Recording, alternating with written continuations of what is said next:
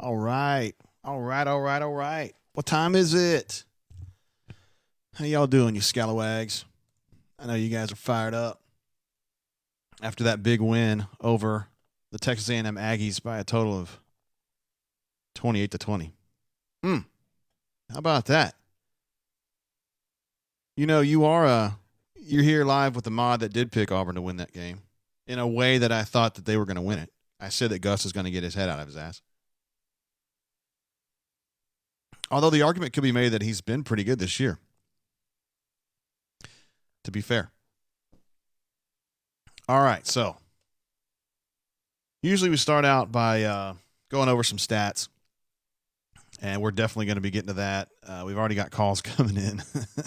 I better turn off Skype because we're not coming on to Skype just yet. We're not going to do that just yet.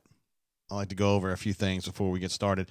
I do want to start by saying, just to provide a little tribute to my big pug. I have two. I have a pug that was 12. His name was Howie. He'd been with me, golly, I think we got him in 2007 as a baby.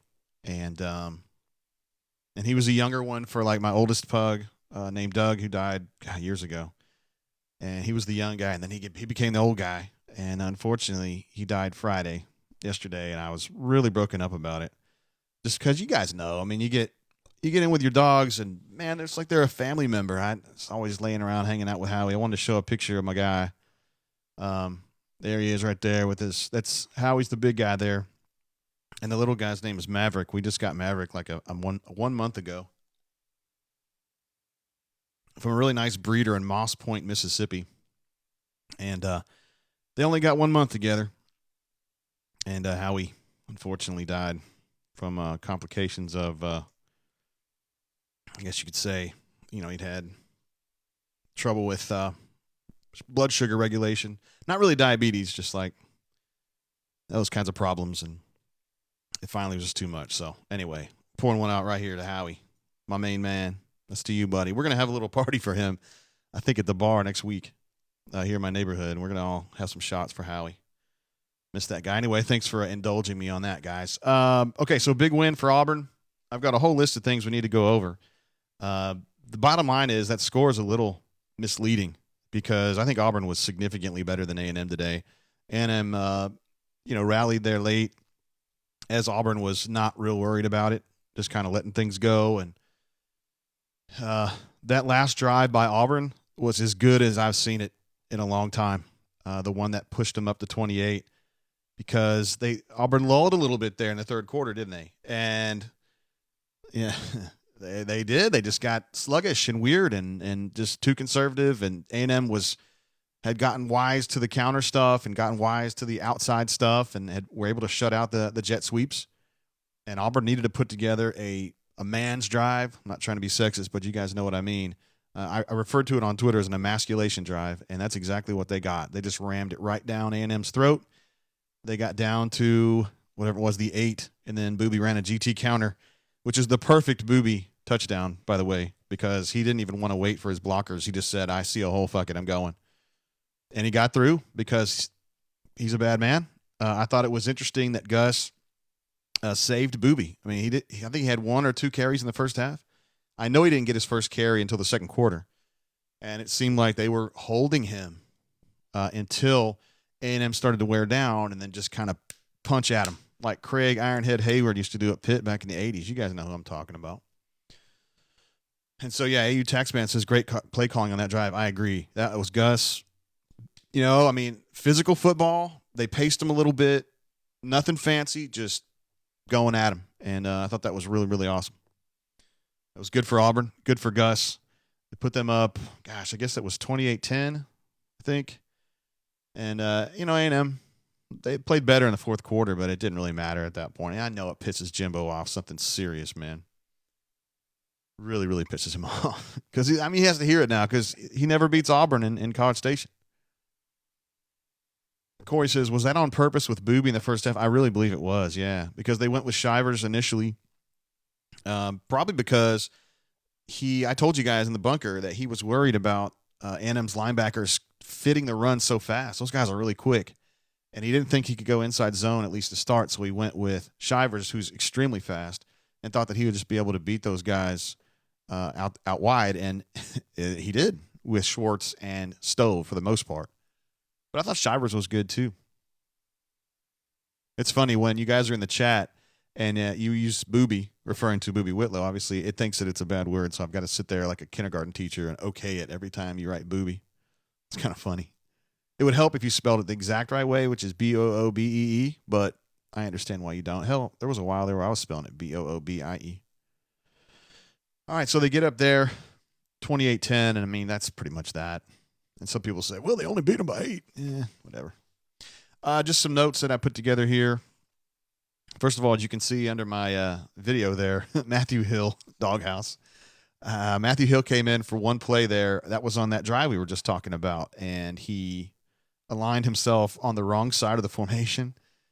And if you go back and look at the tape, so the play was supposed to go the other direction, and Malik Miller, to his credit, saw that Matthew Hill was lined up wrong, and so he himself lined himself up wrong so that maybe they could run the play the other direction.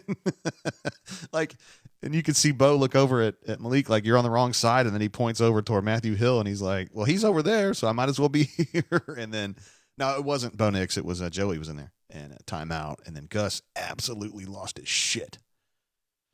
I was as mad as I've ever seen Gus, and he was telling Matthew Hill to get off the field. That's it. I don't think we'll see him anytime soon. So, yeah, it was good while it lasted, Matthew.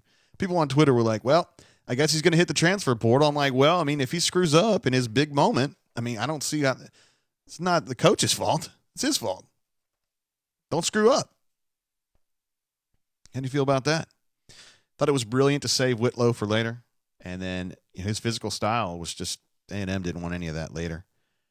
I mentioned this on Twitter a little bit. I thought the hits that they kept dropping on Kellen Mond had kind of a cumulative effect. He doesn't like playing physical football. I mean, he's not like a Joey Gatewood. He will run a little bit, but he don't want to get hit. And so when they kept pounding him in there, getting hits on him after passes and when he was scrambling and stuff, I think it just got him scared. And there was a point there where I think in the third quarter he had a run where he had an open lane. He was rolling to his left. On the TV, it was from right to left. And he rolls out, and he could have run for the first down. I think it was a 3rd and 10. And instead, he kind of forced an so-so throw. He didn't want any part of that running because he'd already had in his head that those guys were going to kill him. And I think that's the kind of stuff that happens when you keep hitting Kellen Mond. He does not want it. And he changes his attitude about playing the football game. So that was good stuff there. Auburn's front four was ridiculous today. Derek Brown was a monster, as typical. Nick Coe was on and off. He had a silly penalty early. I thought he played better as the game went on. Marlon was solid. Not his best game, but solid. They had Daquan playing end a little bit. He's playing more tackle. He did a good job. Truesdell played a good game. KJ Britt was feeling like a banshee tonight. He was coming down so hard and just crushing fools. I thought he played a tremendous game. I thought Zacoby played really well. I saw him more in the first half than the second half, but he was balling. And Chandler had some really nice fits in the first half. That run was – Texas A&M run game was a mess. And what's funny is that they're talking to Jimbo at halftime, and he's like, well, we got to run the football to be able to get this done. And I'm like, well, yeah, I think you're telling the truth, but that ain't going to happen. Take a look at some of these stats right here. A&M, 21 carries for 56. That's not getting it done. That Kevin Steele will take that all day, every day. Bo Nix, this is something that Stan alluded to on the radio broadcast, and Stan's really good at what he does. If you guys aren't listening to him, you should. The numbers for Auburn's offense don't look great. Bo Nix goes 12 of 20 for 100, 1 touchdown. I mean, it doesn't look that great, but I thought he managed the game really, really well. He had a play in the third quarter that I thought was outstanding where the pressure was coming around him, but the pocket integrity was still good. And in the Oregon game, he would have run away from that laterally. And they've been telling him, you've got to hang in there. You've got to hang in there. And what he did was, instead of fleeing, he stepped up, took 2 steps up, looked around. He ended up not having anybody. But I thought it was really mature of him to move up into the pocket and trust his pressure and continue to keep his eyes downfield instead of worrying about the pressure and feeling the pressure. To me, that was a big step forward for him. I know that he had some bad overthrows. I wrote a couple of those down. He missed Hastings on that deep route in the first half. He should have had him. That's just a bad miss. On the flea flicker throw, definitely not as open as it was last week. But Eli still had a step or two on his guy, and if that's thrown on rhythm, that's probably going to be another touchdown that he missed. And I know there's a third. I just didn't write it down. So, sometimes that happens. Other things here, Kellen Mond, 31 of 49, 335, 2 touchdowns. You look at that. If you haven't watched the game, you're thinking, damn, he tore that ass up. But not really, right? I mean, when it counted, he really wasn't there. I mean, a lot of those passes were later in the game when they didn't really need it, when Auburn was like kind of conceding ground. And it's weird to me that he has more carries than anybody on that team. 9 carries. A lot of those he's running for his life, but still. They just couldn't get a running game going, and you just kind of waste whatever you want to do in the passing game if you can't run it all. Auburn's run game wasn't tremendous, but it was good enough, and Anthony Schwartz absolutely killed him on that play. Ay. That was the best call of the season, I thought. It was like a buck sweep with counter motion on that end around, and, dude, the A&M just had no idea what was going on there. Their play side defensive end was like on the other side of the field, and he just turned around and was like, oh, shit. Not good. There really wasn't anyone in position to get him at all. Hell, that safety had an angle on him, and he still couldn't get him. So there's your stats from the game. Again, statistically not the most awesome game you're going to see for Auburn, but it's a W, and that's really all that matters. Let's see what's going on over here in the chat. Love the Cats is back. I know who you are, bro. He says the best DL will play all year, just like every week. You're making up those lines, huh? You know what Gus is going to be saying. Texas A&M Tiger says Mond looked terrified in the third quarter. Absolutely. I told you guys, that stuff is cumulative with him. He doesn't like getting hit. You get in his head, and then he just gets weird. I wonder if the A&M folks are going to be like, well, Kellen played really well. Look at his numbers. I didn't think he played very well. Not in the first 3 quarters. Texas A&M Tiger says pocket presence is a huge jump from high school. Agree completely. I think it's tough. It's been tough for him because, in high school, it's just a different speed when they're coming at you like that. Power Man says, hi, Jay. What up, Power Man? Good to see you. I definitely want to get you on the show here in a little bit when we get the phone lines fired up. No doubt. I got to make sure I have my phone and stuff. I definitely want to make sure we get Doc Dumpsta on. I've already got a weird text from my dad. This is what so I've told you guys before, he lives up in the Ohio State area, and he sends me these weird texts because he doesn't really know what he's talking about. But he says, I do not have any idea of Auburn's success later in the year, but they have the talent and coaching to be among the best. Dr. Tate, speaking to you right there. Matthew Scott says, would like to call in, JGT. We're not doing call-ins just yet, but we will here in a minute. I do want to mention I'm always drinking during the post-game show, which is what I want. Hayden, that's a good one, Hayden. Which is what I like to do on the show. Tonight's beverage of choice, I'm sure many of you have had a slug of that. Buffalo Trace, a delicious bourbon made at Buffalo Trace. That's the name of the distillery in Frankfort, Kentucky. I think the listed on here is Franklin County. Yeah, it says Franklin County, but it's Frankfort. And it's a place I've been to. It's very nice. If you want to go to a distillery, a proper one for a visit, I think Buffalo Trace is the nicest one. There's a lot of space there. The guest area is really nice and new, and they've got all their beverages there. It's a lot of fun. I mean, if you like Eagle Rare, Buffalo Trace, Blanton's, they've got all you can ever imagine. So I would suggest you check them out. And I paid for that. It's not like they're paying me to tell you that. All right, moving on. I will be drinking that tonight. Put in the chat, what are you guys drinking tonight? Surely there's a lot of people drinking tonight. And like they say on that Crown Royal thing, be sure and stay hydrated. All right, let's see what else we got here on the old list. Greg Jordan says Eagle Rare is the best out of the Buffalo Trace Distillery. I don't agree with that. I think it's Blanton's. But Eagle Rare is a delicious pour. There's no doubt about it. There's no bad ones there. Jared says Wild Turkey is better. You shut your mouth. Phil Petaway says, we ran a slant, LOL. Dude, I know. The bunker's like, guess we'll never run a slant. I don't know why. And guess what? They scored a touchdown on a double slant concept. I have that up on the front page of the site right now on Game Breakers. Seth Williams' touchdown was a double slant concept with J.J. Wilson on the inside, and they both went about 10 yards and slanted and caught that safety, was hanging in toward the middle. It was one-on-one. Seth Williams kind of did one of those skippies, kind of like a lot of times you see at a Wee Willie. And I think the cornerback thought it was a stock block because he kind of came up to engage him, and then Seth just kind of pulled by him, got inside leverage, ball came right in. It was well done. Hayden Beasley says, where's the cat head? Yeah, well, the cat head's right here, but it's almost gone, and I want to save it for a special occasion. And my Heaven Hill's gone. I just leave it here. It's gone. I thought this is a good pour. I've had some people mock me for that because it's like $8 a bottle. And I'm not saying it's like I would drink that over Blanton's, but it's pretty good. Other stuff I want to talk about. Pace early. Auburn actually got them A&M penalized because the offense was moving so fast and they couldn't get themselves put together. They got a offsides penalty on A&M. That was good. No, it was too many men on the field. Schwartz's 57-yard run was just a beautiful call.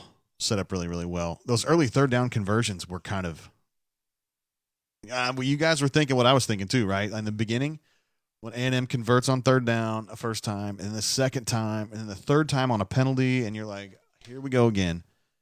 And that was really pretty much it for a while.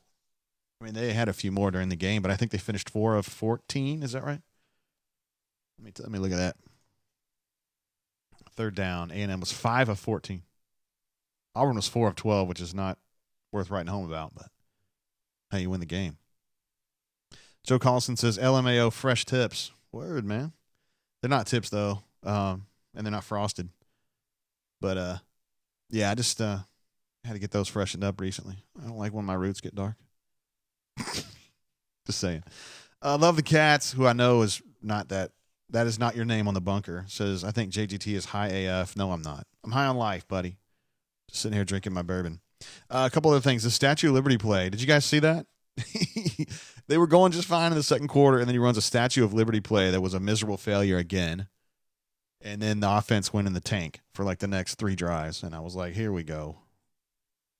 It's just, he can't not do it. He just can't. He's like, well, let's do it. I think it'll get him. We've already got him wide 3 times, and then blows up. And then we got the Woody right up coming up against halftime when Tulane used that to spectacular effect on Thursday.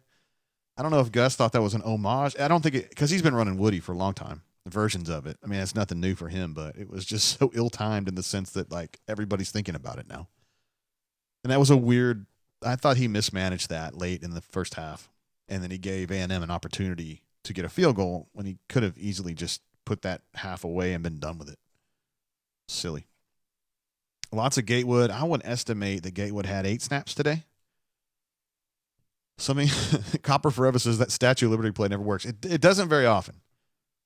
And he, for some reason, it must work in practice. Just like that little, I guess you call it a shallow screen that he runs. He likes to run it with an unusual player in the H-back. It used to be Ryan Davis. Now I've seen J.J. Wilson run it, and I've seen Eli run it where they're like aligned like an H, and then Bo rolls out, and then they take like a really shallow flat route. It never works anymore. I don't know, and he just keeps running it. It must work against Steele's defense or something. But every time they run it, it's a disaster, and it usually just has a 0 gain. It's not like a negative play, but it just sucks. It doesn't work. I don't know. A big-time play from Christian Tutt, if you remember that play where there's like a 3rd and long. Kellen Mond got flushed out of the pocket, and rather than following Kellen Mond and chasing him like a rat would chase a cat or whatever, he retraced. He kind of backed out and then regained his angle on him to catch him before he was able to get the first down. It's a brilliant play. Absolutely brilliant play by Christian Tutt, who I thought had a good game in general. Remember, he had that bad bust in the last game, but I thought he was tight today. Daniel Thomas's fumble, unbelievable. He came across the field to make that play and just kind of on a whim just took a punch at it, knocked it out, and then picked it up. That's big time. And then they used that turnover there to again get a touchdown that led to Seth's slant touchdown. Big time. Big Cat Bryant was offside 3 times today. Come on, man. I think he's just kind of gotten addicted to trying to guess that snap. He did such a great job in the last 2 games of doing that. And A&M must have seen that on tape, and they were like, we need to change up our rhythm. 3 offsides. Everybody's going to be doing some accountability drills for that one. So last of my notes here, Whitlow saved for later. We talked about that. I don't know if that's serendipity or not, but it worked out really well. Matthew Hill's gone. Whitlow's TD, I laughed out loud just because it was like a GT counter with 2 pullers, and he just didn't have enough patience to wait for Driscoll to wrap. And so he just ran past him, which is exactly what Gus tells him not to do, but it worked. I mean, he saw a hole and he took it. So can't really blame him for that. Patrick Duke says defense was exposed big time. In what way? I'd be curious to hear this. I thought it was a really good defensive thing. Did y'all see what LSU did at Vanderbilt? Good God. I know Vanderbilt's not a good team, but I wonder if they're going to be – how much Kevin Steele's going to be able to neutralize LSU. All right. I've babbled enough. I think it's time to start taking some calls. Some folks in the chat have mentioned, hey, what's the phone number? I understand. You guys want to call in, but I definitely want to let the subscribers at auburnsports.com have first lick at that, so to speak. So we will open up the phone lines to our bunker brethren and sisters who would like to call in. You guys know the number. I think we've got our first call coming in right now. What's going on? How you doing? Hey, is this Jay? It is. Who am I talking to? Oh, my God. This is GG32. Hey, what up, bro? Oh, man, 88 times. That's what it took to get on the phone with you. Well, I mean, oh, damn. I hope I didn't just turn you off. How you doing? Bunker Brethren. Good. No, that dude. I hung up on GG32 inadvertently. I was trying to – sorry, bro. I was trying to change it so it said GG32 up there, and then I hung up on him. That is totally my fault. And I forgot what his number was. God dang it. That's what happens. GG32, I want you to know that was my fault completely, and I apologize for that. Sometimes I'm just a goob, dude. What can I say? Hey, thank you for calling the show. How you doing? His Auburn coach Fat died, and then I'm calling in to say War Eagle. War Eagle, how you doing, Coach? Well, you know I'm pretty good, and I thought Auburn played pretty well. Yeah, I think they did too. Where were you watching the game from, Coach? You know, I'm out here on the farm and War Eagle. Yeah, all right. Thanks, Coach. Appreciate you. Be good. Hey, man. That was good stuff there. That was good. It sounded pretty authentic, man, I got to say. I feel so bad for GG32. I mean, I've been talking to him about getting him on the show, yo. Uh-oh. You know what that sound means. Thanks for calling the show. How you doing? Hey, man, it's GG32. Oh, man, I just spent the last 5 minutes apologizing to you, bro. I was sorry to hang up on you. What? I hung up on you, and I didn't mean to. I'm sorry. Yeah, man, it's all good. Yeah, where you at, man? 559 North, heading up to White's Lake. Gonna do a little fishing tomorrow morning. Oh, word. Okay. Thoughts on this football game? Well, I mean, besides Rick Neuheisel calling offsides every other freaking play, you know, I thought we looked pretty good at times. You know, we saw some flashes of like old Gus. Oh yeah. Mixed in with, you know, some high school Gus every once in a while, but I mean, I think overall, you know, not bad. B+. Yeah, I think that's fair. And they were on par for an A+ game or an A game, and they had some lulls there. Yeah. The Statue of Liberty, Bo Nix overthrowing some receivers, just little things like that. Big Cat Bryant being called offsides 3 times. But I mean, you go to A&M, you go to A&M and win. I mean, they're a pretty good team. Yeah, man, we shut that 12th man down. But I say if they had 3 more minutes, I was starting to sweat a little bit. You're not looking for reasons, are you? Oh, no, I'm never looking for reasons. You know me, man. I'm a sunshine pumper all the way. Yeah, okay, I got you. Who thinks the MVP of this game, bro? MVP, Derek Brown, no doubt. 100%. Who you got? I don't know. Probably him or Truesdale. I thought those two guys affected A&M so many ways, and Kellen Mond did not want any of those guys. No. What did they end up with rushing yards? 56. It couldn't have been. Well, I was gonna say like 40, something like that. Yeah. I think it just was. remember like one specific play. I think it was down near the goal line, and I think their running back just hit Truesdale, and Truesdale was like a freaking brick wall. He didn't butt inch. No. It was just freaking awesome. That guy's a thick human being. You're not going to overpower him.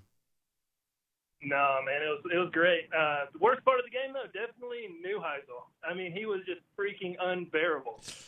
Yeah, I don't really listen to those guys very much. When I saw that Aaron Murray was going to be on there, I was like, nah, I'm good. So I listened to Andy and Stan. Oh, yeah, definitely. I'm probably going to do that next time I see Neuheisel for sure. I would do that for sure, I cracked up, though. Do what? I would do that. I would switch over to the Auburn guys myself. I'm definitely going to. But I was cracking up at the beginning of the broadcast when Aaron Murray was mentioning freaking Nick Fairley. I know he was having like PTSD flashbacks. Yeah, I know, man. I was still listening to it at that point, and I thought, here we go. Aaron Murray. I bet he was thinking, like, just saying his name is going to be like freaking Beetlejuice. I'm surprised he wasn't looking sideways in the box, waiting for him to just blindside him. All right, Gigi, you be good out there. Appreciate you calling. All right, man. Yeah, we'll talk to you next time. See you, man. Bye. We got Sir Hiss on the horn. I'm going to pick it up. Sir Hiss, where you at, bro? What's going on this weekend? Man, glad to have you back. Yeah, we're a little earlier in the evening. Hadn't been hitting the liquor yet, so that's sad. We're a little better. It's sad. What did you think about that ball game, man? Man, I've changed my tune. Uh-oh. I think we got a chance to go undefeated. A chance to go undefeated. Wow. Yeah, wow. I don't know. The secondary. Watching that secondary is kind of concerning. I don't know where they're at sometimes. I mean, they were letting them play today, but if any other time, probably got about 5 pass interference calls, and they're probably all up in arms about it. But hey, they let them play all week or all night tonight. So yeah, that defense was a good one. That run defense was insane from start to finish. I mean, they didn't piss a drop. Oh hell, I think, man, I don't even know where to begin with the run defense. I feel like, I don't know though. I feel like we get against some better backs and a little bit better of a line, and we're gonna see a little bit different. We're gonna be singing a different tune when we play somebody like LSU. But I want to give a shout out to my biggest fan, Glory Days. Yeah. 12. Yeah. I know he's listening right now.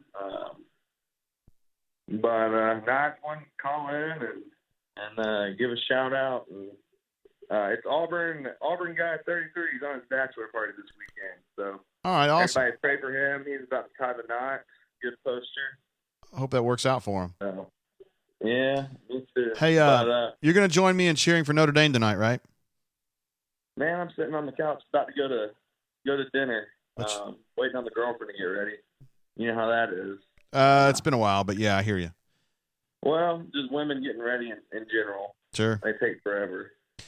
Sir Hiss, you're a bunker legend. I appreciate you calling in, and you be good out there, all right, bro? Have a good one. See you. Drink bourbon for me tonight. Oh, I will. See ya. Bye. Sir Hiss, ladies and gentlemen. That is the guy right there. He said something I wanted to make a note of, but I forgot what it was. We'll just keep drinking. Hey, thanks for calling in. How you doing? JG, my ninja. What's going on, bro? What up, man? How you been? Oh, man. Hey, after today, hey, this was a big step, man. I think we took a big step today. This is a big win. This is my man Walker 72, right?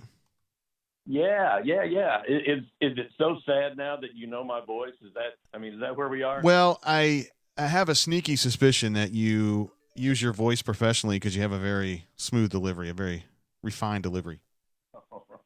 Well, almost 30 years now in radio. Yeah, I had a feeling. It's funny because I actually started off right out of college in TV for Channel 8 in Montgomery, and as a curse, They actually assigned. I was working in the sports department. Oh, They actually assigned me. I had to cover Alabama football. That was that. Of course, it was worth it though, because that led to my near fist fight with Ray Perkins in a post game press conference. So that was good. well, that's fun. Yeah, it was good, man. Hey, listen, just a couple of quick questions about this. I think it was GG32 that called in, giving a B+ rating. I think that's right. I'm going to go with that. I think that as Bo Nix gets more and more experience, more and more reps, I think he's going to make those passes. I really do. And I think that really was the only thing that kind of slowed the offense down a bit. There was a bit of a lull there, but I'll tell you, here's the thing that did it for me. That touchdown drive after they scored and cut it to 21-10, and that touchdown drive that we had there, that was huge. I thought that Gus even broke some offensive tendencies there. And so that was really the second question I had was, what are your thoughts about that? Do you think that he may have actually broken some of those tendencies? Yeah, I think that Dillingham is like his angel on his shoulder that says, hey, let's not run it 17 times up the middle consecutively, Gus. Maybe we ought to try some things out. I mean, because you see more variation. Right. I mean, we saw the Statue of Liberty play again, which is like classic Gus, right? And right. I thought that was a rally killer, but he got it back. Yeah, right. And the drive you're talking about, which I call the emasculation drive because it just absolutely kicked in and right in the balls that put Auburn up. Oh, it took their soul. Oh, there's no doubt. 28-10 is what it did. And it was just so physical and mean. Yeah, that was a huge drive. And I think it's one of the better drives Gus has ever put together at Auburn, that he's ever called. Because the sequencing was tremendous. Yeah, the sequence, exactly. The sequence and the pacing of that drive was just about picture perfect. And it's vintage Gus. It's the Gus that we all want. And also, you got to give a shout-out to the defense, especially to the front seven. These guys were absolutely in beast mode almost the entire game. They were absolutely. Kenny Britt was playing off his ass. Zacoby was off his ass. Truesdell, Derek Brown, all four of those guys were just playing unreal today. And I mean, not that Marlon wasn't or Nick Coe wasn't or Big Cat was offside 3 times, but the other guys were just dominating right. those guys. I mean, it was truly outstanding performance up front. It really was, and this was a big win. I mean, there was a thread earlier in the week talking about the importance of this particular game, and this really was big because you lose this one, and boy, so much momentum is gone from such a tough with the schedule being so top heavy at the end. So this win right here, really, I mean, everything's in front of Gus right now. All the goals are there. I think we're 7-0 going to LSU. Wow. Okay. Well, you've always been wanting Auburn to do well, and I like to see that optimism, man. I do. Of course I do. Of course you do. And I hate that. I hate that you get these labels, of course. Everybody's, you either got to be all doom and gloom all the time or you got to be all – that's ridiculous, man. This was a great win for Auburn. And if you're an Auburn fan, if you can't enjoy a day like today, then there really is something wrong with you. I think everything is set up, for Gus to really make a positive move. Now, is it going to pull me completely back on the bus? I'm going to need a little more, but it's a really good step. I thought it was a big-time performance too, Jay Walker.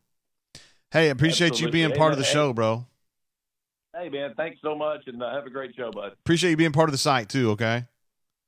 Hey, thanks, man. Appreciate it. See you, man. All right, bud. Jay Walker, one of the good guys, truly.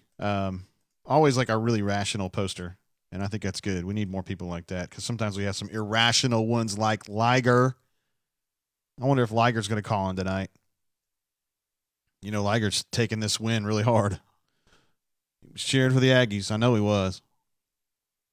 Somebody mentioned earlier, Moldy Bagels said Owen freaking Papo. Yes, I need to mention Owen. He also was playing really well. Maybe not quite on the level of those other four, but he was definitely helping. We got a call coming in. Let's see what's up. Hey, thanks for being part of the show. What's up? You're gonna have to put that on mute, bro. Hello? Hey, you got to put it on mute. Yeah, is this JGT? It is. Who am I talking with? This is Matthew Scott, a.k.a. Moment in the Sun. Used to be a subscriber to AuburnSports.com, but I remember. not anymore. I remember. What? I remember when you were a Okay. subscriber. Well, no, I'm still a big fan of the site. I love talking about Auburn sports, so I'd love to be on the show. I felt like I've met you in real life before. Have I? I don't think so. I mean, it's possible we crossed paths, but I don't think we've actually met in real life.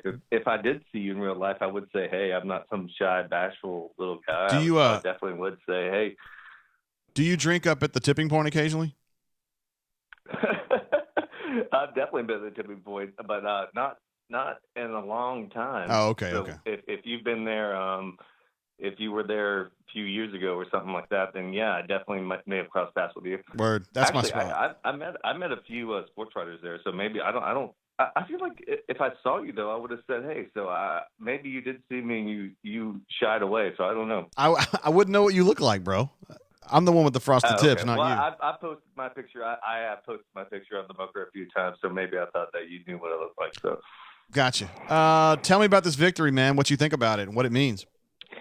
You know what? I mean, I don't know if you remember my posting history, but I used to dislike Gus a lot, and I still dislike Gus a lot. But I'm very, very, very happy with how things are going right now. I mean, I was before the season and still am. I'm still team Joey Gatewood. I love what he offers to the offense, but I'm ecstatic at what I'm seeing with Bo Nix in terms of how he's progressing and what he's – I know he had a few overthrows going on, but, I mean, the dude just – he doesn't take bad sacks, which is the biggest thing, I think, for Gus Malzahn is that he doesn't have huge negative plays.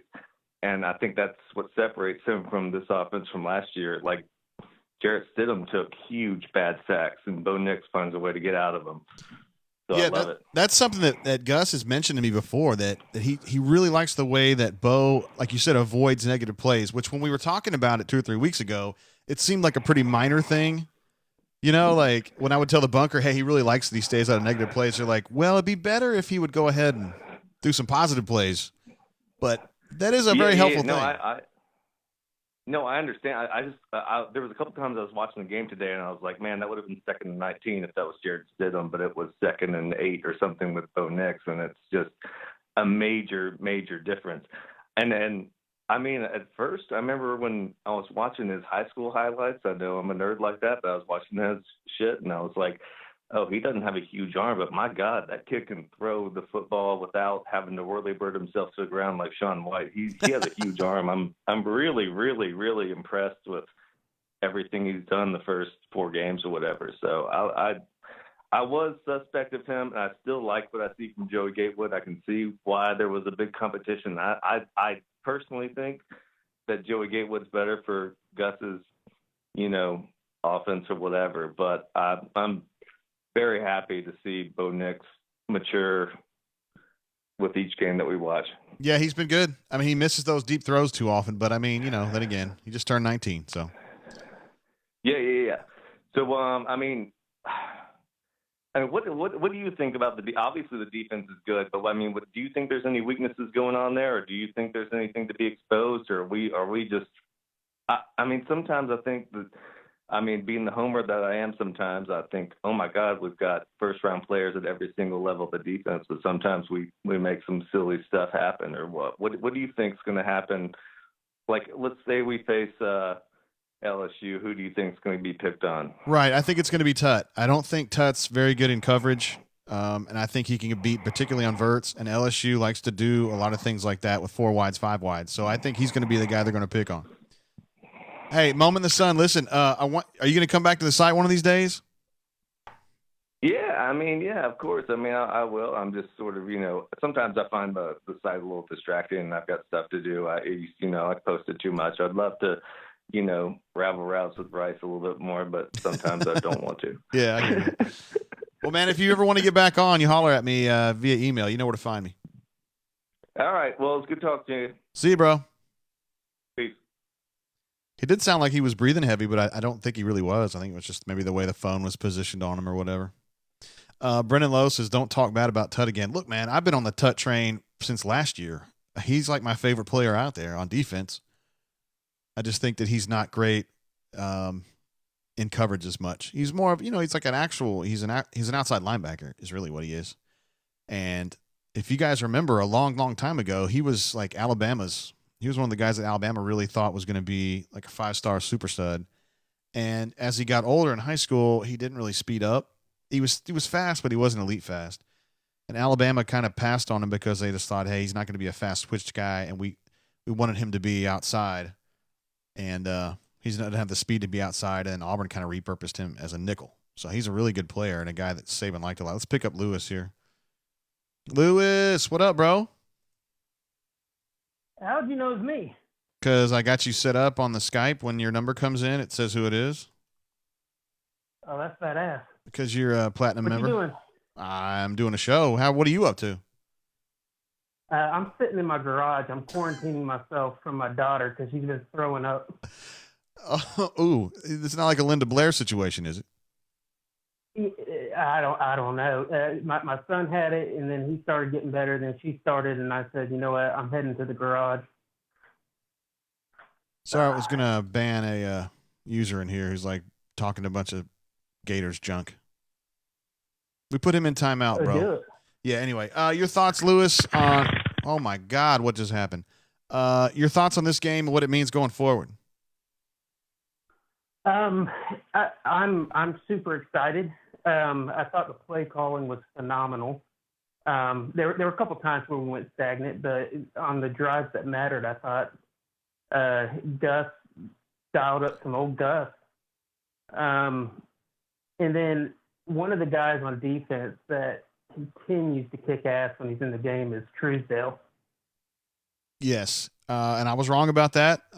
Brian was all over that guy and said he was going to be great this year.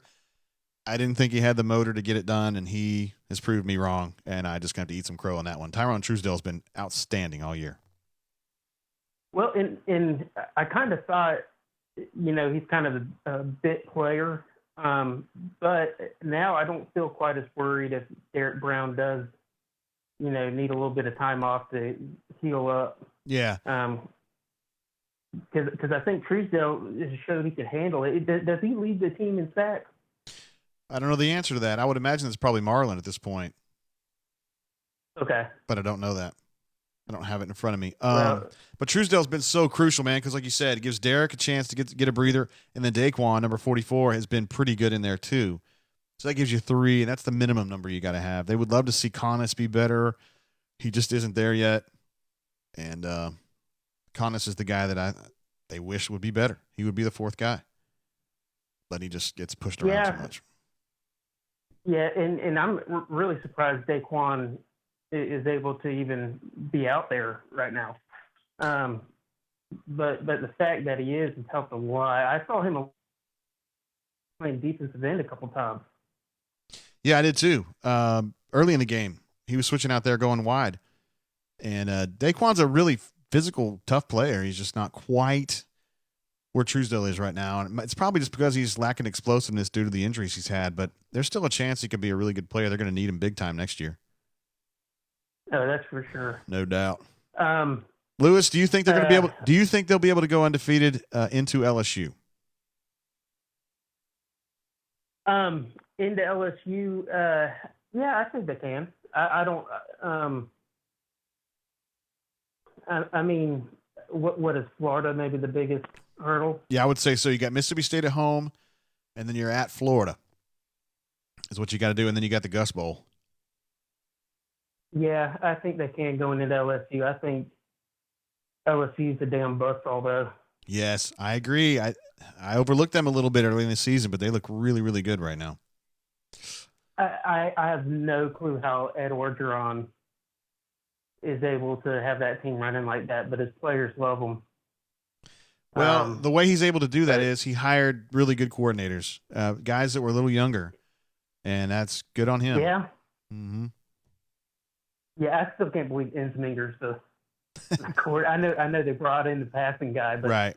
Yeah, that Ensminger was like a nightmare. So it's like they're doing the same thing there, but they're having success with it.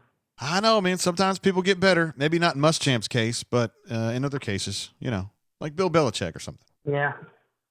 All right, Lewis. Here's what I want you to do. I want you to get that kid of yours feeling better. All right.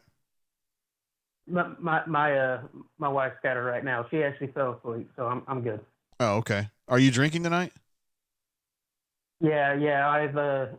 I've been drinking some Sierra Nevada Oktoberfest. Ooh, that's a delicious pour. I really like to hear that. I finished 3 or 4. My son actually got a hold of one of them. I posted on the bunker, but I had washed it out first. But it looks funny, a 1-year-old carrying around a bottle of booze. You getting them started young, huh? Yeah, he went right for it. So that kind of scares me. But Lewis, I'm going to bounce now, bro. I appreciate you being part of the site and calling in tonight, all right? All right, man. Be good. You too. See ya. Bye. All right, Lewis, one of our good posters. Posts a lot on the bunker. Definitely a volume shooter. I know he's got a couple sick kids right now. Hate it for him. Let's see. We need to find there was somebody in the chat that was being a real dick, and I put him in timeout. I don't know if that means that he'll pop out from timeout at some point, but if he does, just let me know. Some people were in the chat talking about DJ Williams. What the hell happened to him? The deal with DJ is that he had a hip pointer for through the first 3 games, and I think he was clear to go today. And I was joking with Gus the other day. I was like, "You're not going to play a true freshman in A&M for his first game." He was like, "When?" I was like, "No, you're not going to." Hey, caller, appreciate you calling into the show. How you doing? Fine. How you doing? I'm just out here doing a show and drinking some bourbon. Who am I talking to? Good for you. I'm Gobo34. I never post. That's okay. We have tons of people in that situation. How you been, man? Good. I'm just glad that Kevin Steele is on the field. I think it's awesome. Just because he's getting him fired up and stuff? His intensity. It's unbelievable. It is, particularly when you consider his age, right? I mean, because he's not young. He's my age. Okay. So I think he's young. He does give it hell out there, though. He doesn't frost his hair. But he's young. He does have some thinning hair, but he's still a badass. And talking to him, yeah, he is. Every time I have a chance to talk to him, he's got a lot of fire in him. When those guys come off the field and he's in their face, I think it's unbelievable. I also thought it was funny tonight. There was one point where some of his assistants were getting more riled up than he was, and he told them, you could see him on TV going, calm down, we got this. And I thought that was an interesting reversal there. Well, whoever the guy is that tries to pull him off the field when he gets on the field, it was fantastic because he was cussing him out. Don't pull me off the field. He's got a job, coach. I love Kevin Steele. That's all I got to say. I love him on the field. All right, man. Appreciate you being part of the show and part of the site, Gobo. All right. Be good. See ya. We have tons and tons and tons of folks like that who subscribe to the site and don't post. So don't feel like you're in the minority there at all. You're not. We probably have, I was estimating this with Jay Lee a couple weeks ago, that we probably have, how many people do y'all think post like all the time? Maybe 500 people post at least, let's say 5 times a week. Maybe 500, maybe 750. And we have way more subscribers than that. That's a very small percentage of our subscriber base. So just keep that in mind. We got a couple calls coming in. Let me take this one right here. Thanks for calling in. How you doing? Yo, Jay, it's Easterwood. Hey, what's going on, Easterwood? How you been? No, just pretty well. Just celebrating this win. I think it's a pretty good showing despite the score. Got a little close at the end. Yeah, well, it happens. They were kind of being, bend, don't break there at the end.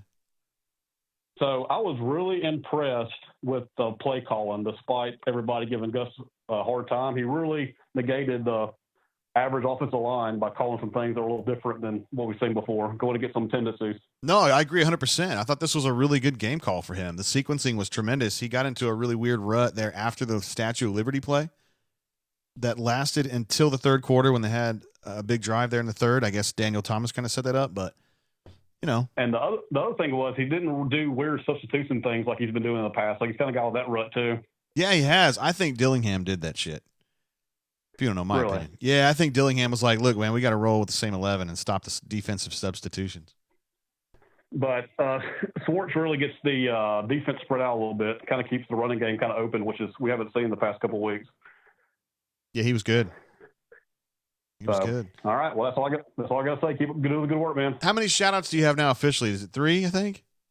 3 and 2 live call-ins. There you go. You're making your way up the totem pole, Easterwood. Yeah, well, I'll get a platinum invite eventually. Eventually. By courier only. All right, see you, man. All right, see you, man. Word. Easterwood, one of the good guys from the site. I'm actually going to call Mr. BMAT here. And I want to get BMAT's thoughts about the ball game. I don't know his number by heart. I guess I should. Let me type it in here. You guys can't see it, though. I'm going to call him right now. Let's get BMAT on the horn. Our Ace Team reporter. And a man who's a doer of many things. Hello. Have I got BMAT on the horn right here? That's me, man. What's going on, bro? I'm watching this exciting Georgia Notre Dame game. Where are you located? You sound like you're in a cave. I'm in the Auburn pad right here. Are you spelunking? I guess.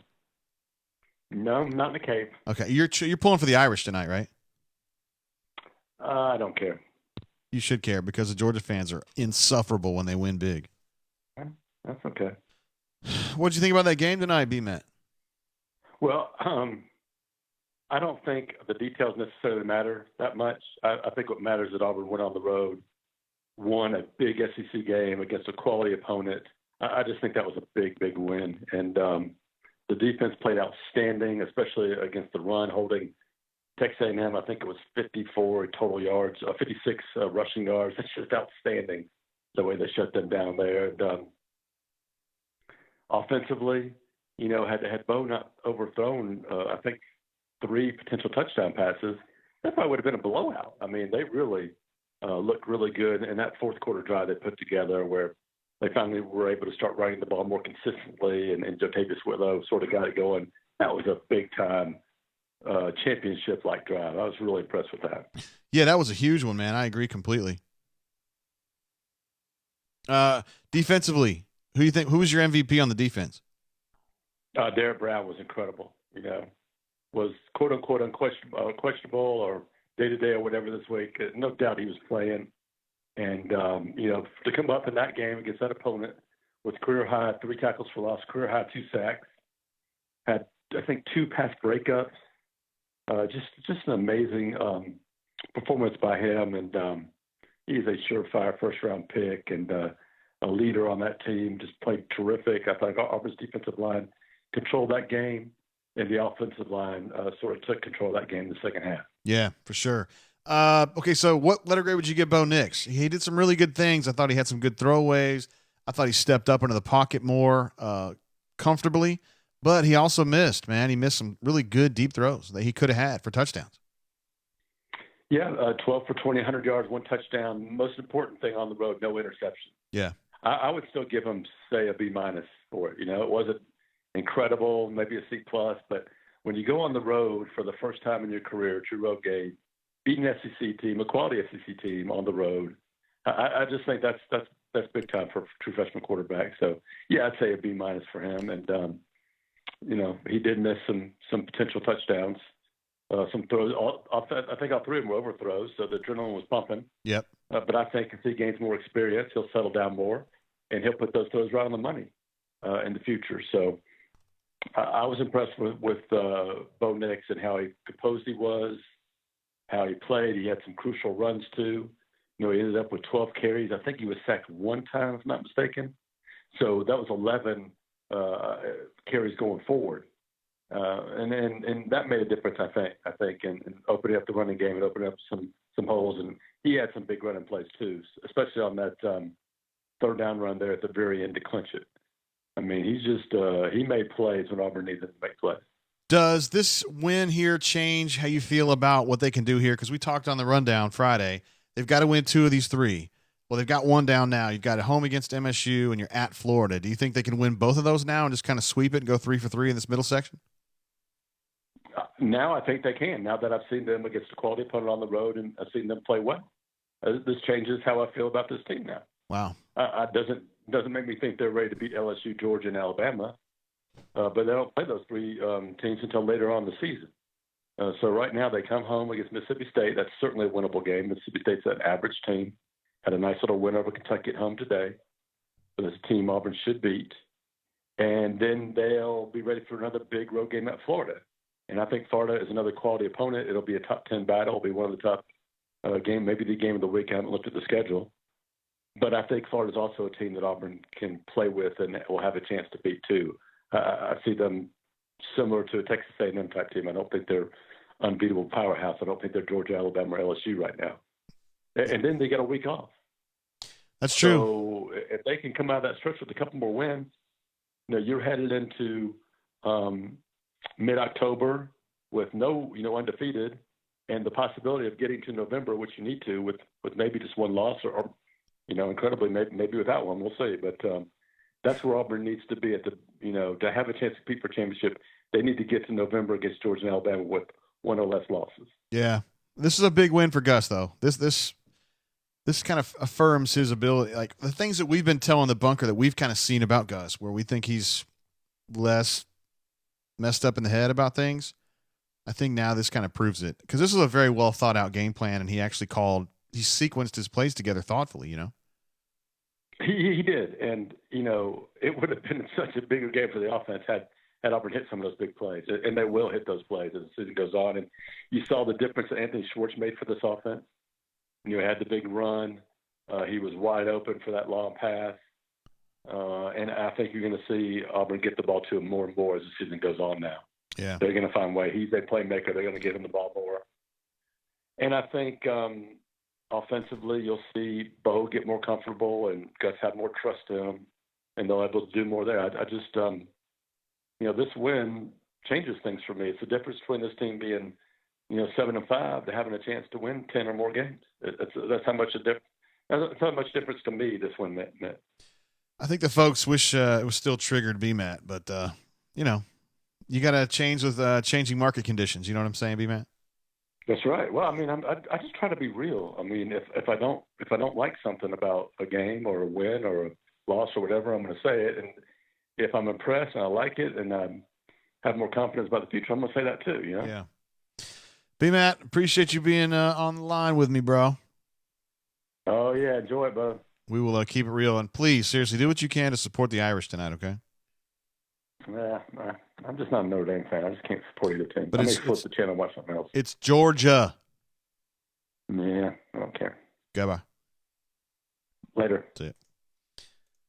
That's B-Matt, ladies and gentlemen.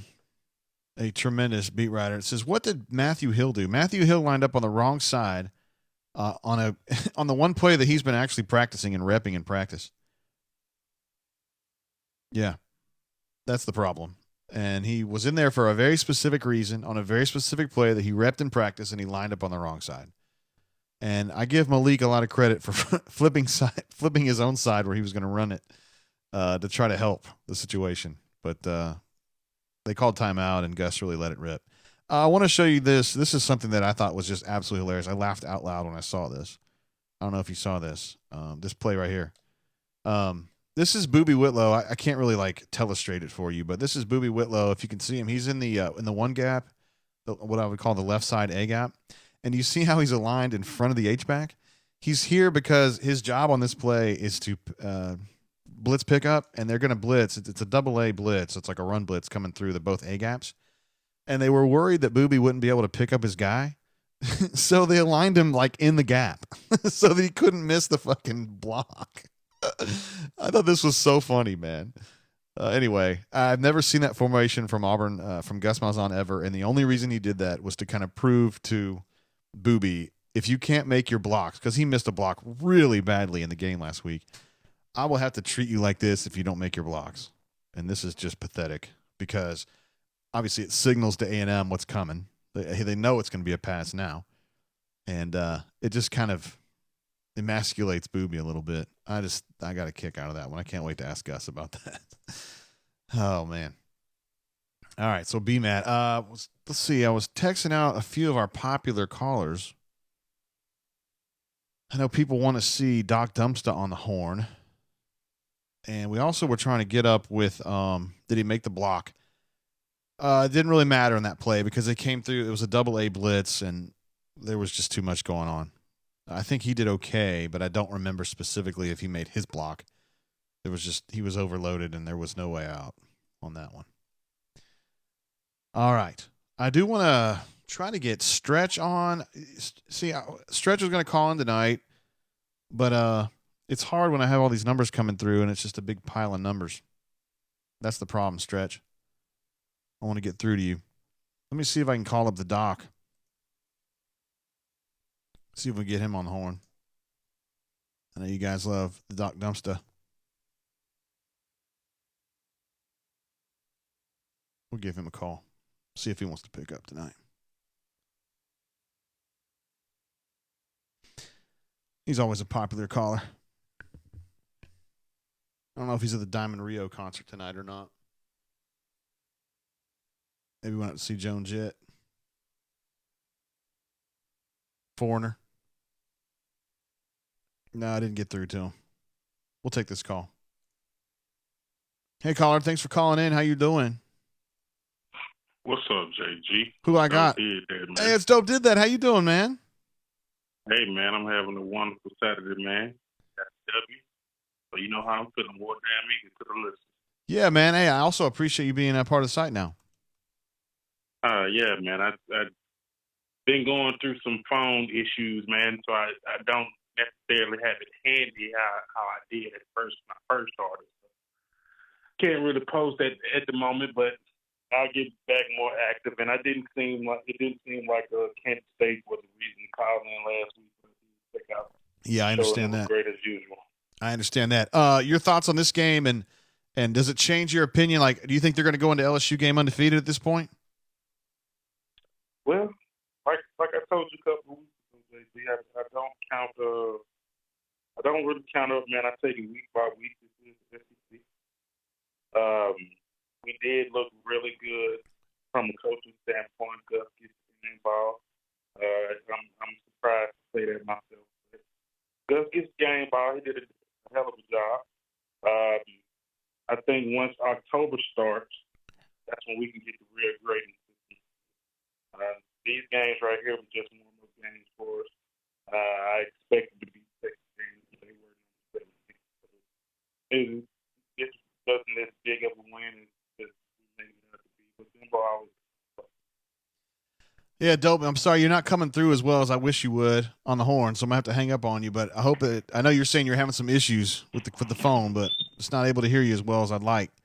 So I had to hang up on you. I don't mean to do it that way. And I appreciate you being part of the show. Hopefully we'll get you next time.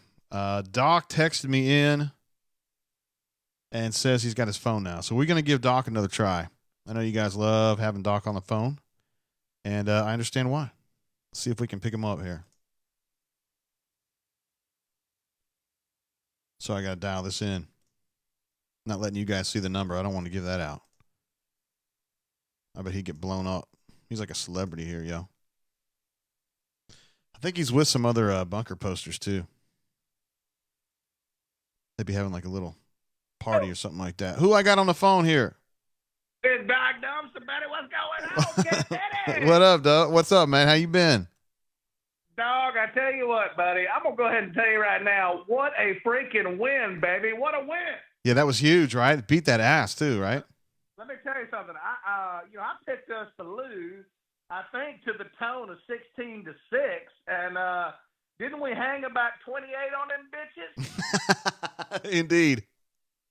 I'm gonna tell you this, JJGGTT. I'm gonna tell you this real quick, dog. I thought this was the perfect scenario for us, okay? Because we won the game, but I think the coaches are going to be pissed when they see this film.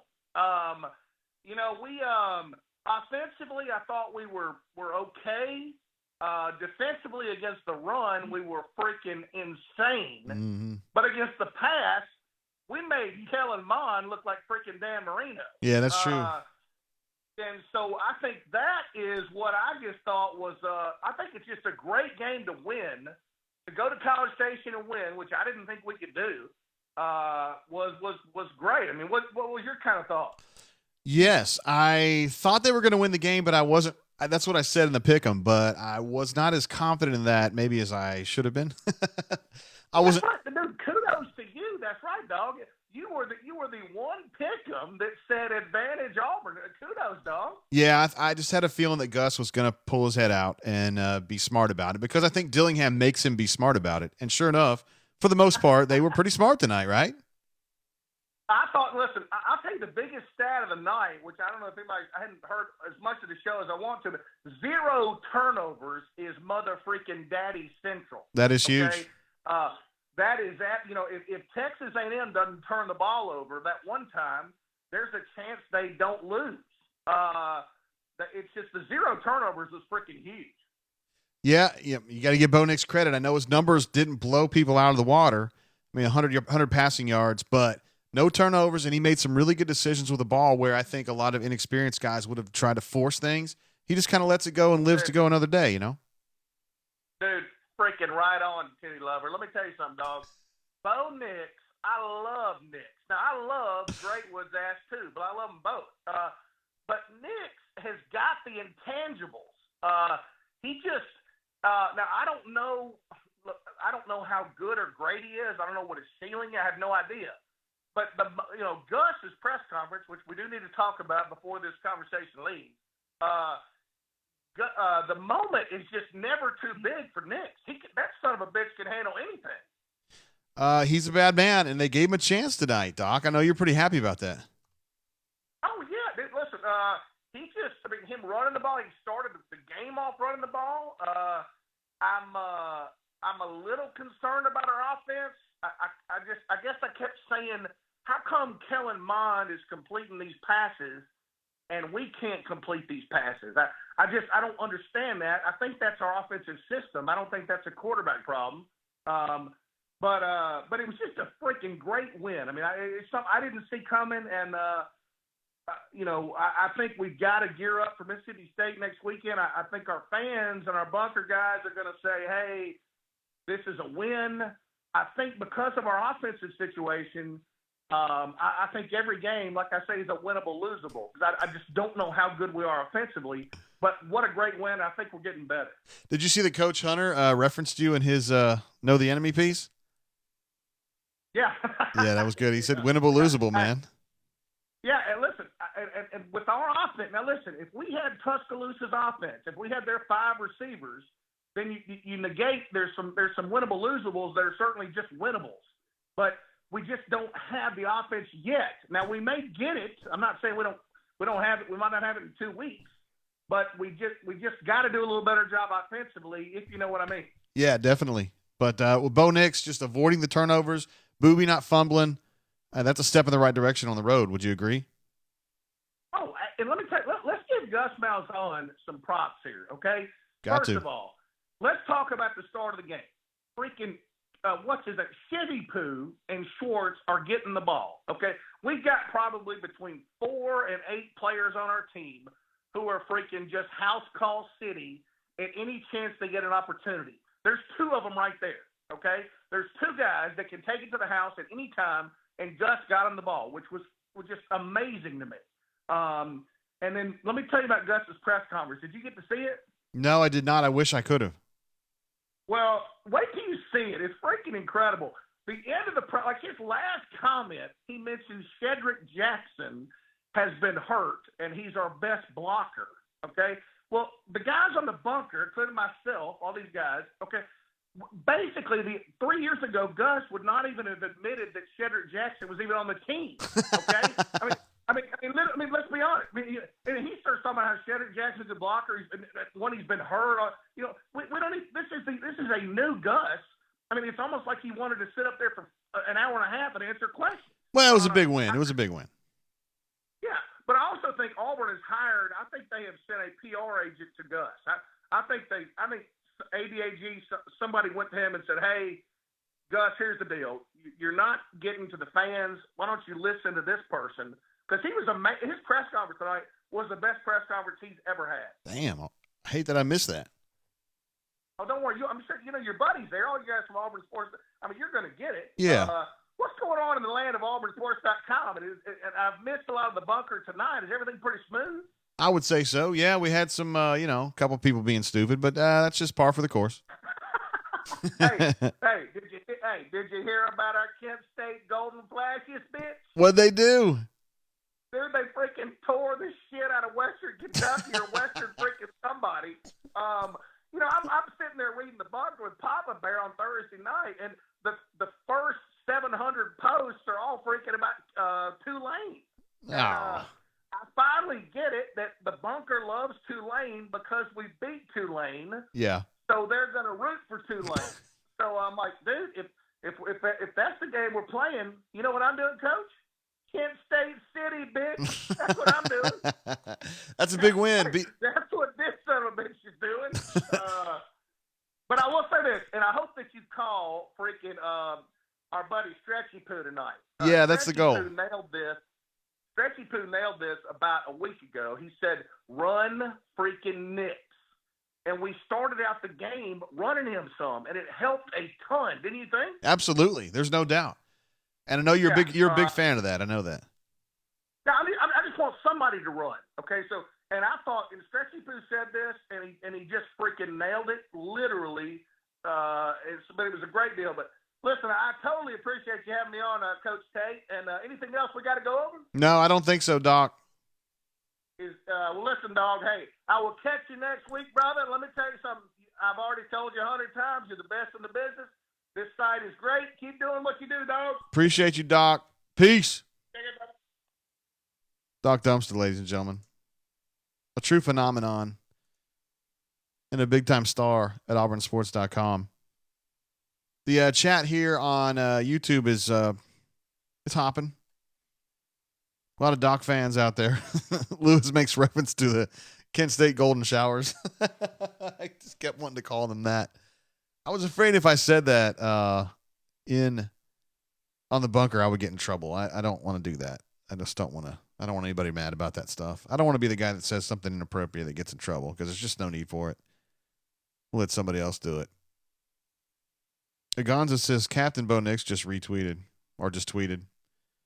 I think that's a kind of a funny account. I mean, I know they took it off the Andrew Luck thing, but it's pretty funny if you haven't seen the Andrew Luck thing. I am going to call Stretch Armstrong, and the reason I'm going to call Stretch is because back in my moment of need, Stretch was there for me and provided me old granddad 114.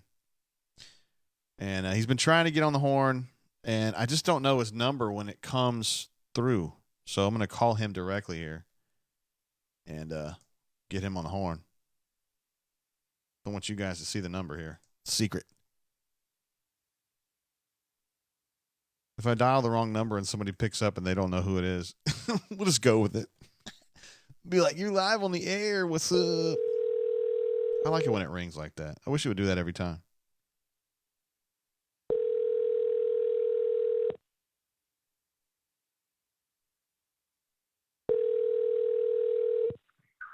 Hello. Yo, who I got on the horn here? It's old Stretchy Poo. What's up, Stretch? How you doing? What's up, dog? What's up? Hey, have you tried to call a few times? About 17 times in the past 3 or 4 weeks. Yeah. You're too popular. I mean, seriously, dude. I have 2 or 3 calls coming in every single minute, like all the time. I bet. I know. I just figured there's no way you're ever going to get in. You got to have some inside info, and supposedly Doc hooked me up, got me the call. So that's the only way I got in. Yeah. Well, you're also a platinum member, so sometimes you get concierge service. I am a made man. That's what we learned on the bunker. Thoughts on this game specifically? I feel like you're kind of an expert at wide receiver play. What did you think about just the passing game in general? I think we're seeing the same passing game we've been seeing from Gus or whoever you want to call the OC. It looks a lot like the same stuff we did with Stidham. The overthrows are eerily familiar and feel a lot like deja vu. Too many. Yeah, but we've seen it. We've seen it time and time again, and I think we cut off half the field too much in our pass plays. They were bracketing 2 of our receivers every time we went too wide up top when they thought it was a passing down. They had 2 DBs and a safety, in a triangle over the top of them. Yeah. It's too predictable in the passing game. I think I'm really excited that Stove has come along so well. I'm glad I'm glad we're getting a little healthy there. There's just a lot of things that I thought were really good. I thought it was the best. I don't know. I mean, I think it's the best called game on both sides of the ball since Alabama and Georgia 2017. And I can't remember the best. I don't know what to compare it to the last big road win. Maybe the last time we beat Texas A&M on the road. I don't know. That's kind of what I was thinking. Yeah, I was thinking about the last A&M game was one. Yeah. I thought McClain at linebacker was a stud today. Yeah, he flowed really fast with the ball, didn't he? He was everywhere. I think KJ Britt may be one of the best linebackers we've had here in a decade or more at the end of the day.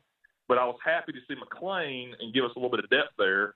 I think Wooten's just as good. I mean, Popo was athletic, even though he was beat on that pass route. I mean, he was in stride on that coverage, and that was, you know what I'm talking about, I guess it was kind of, I don't know if it was a wheel, but it was, he was running down the field alone with a receiver, and he looked really good running with him.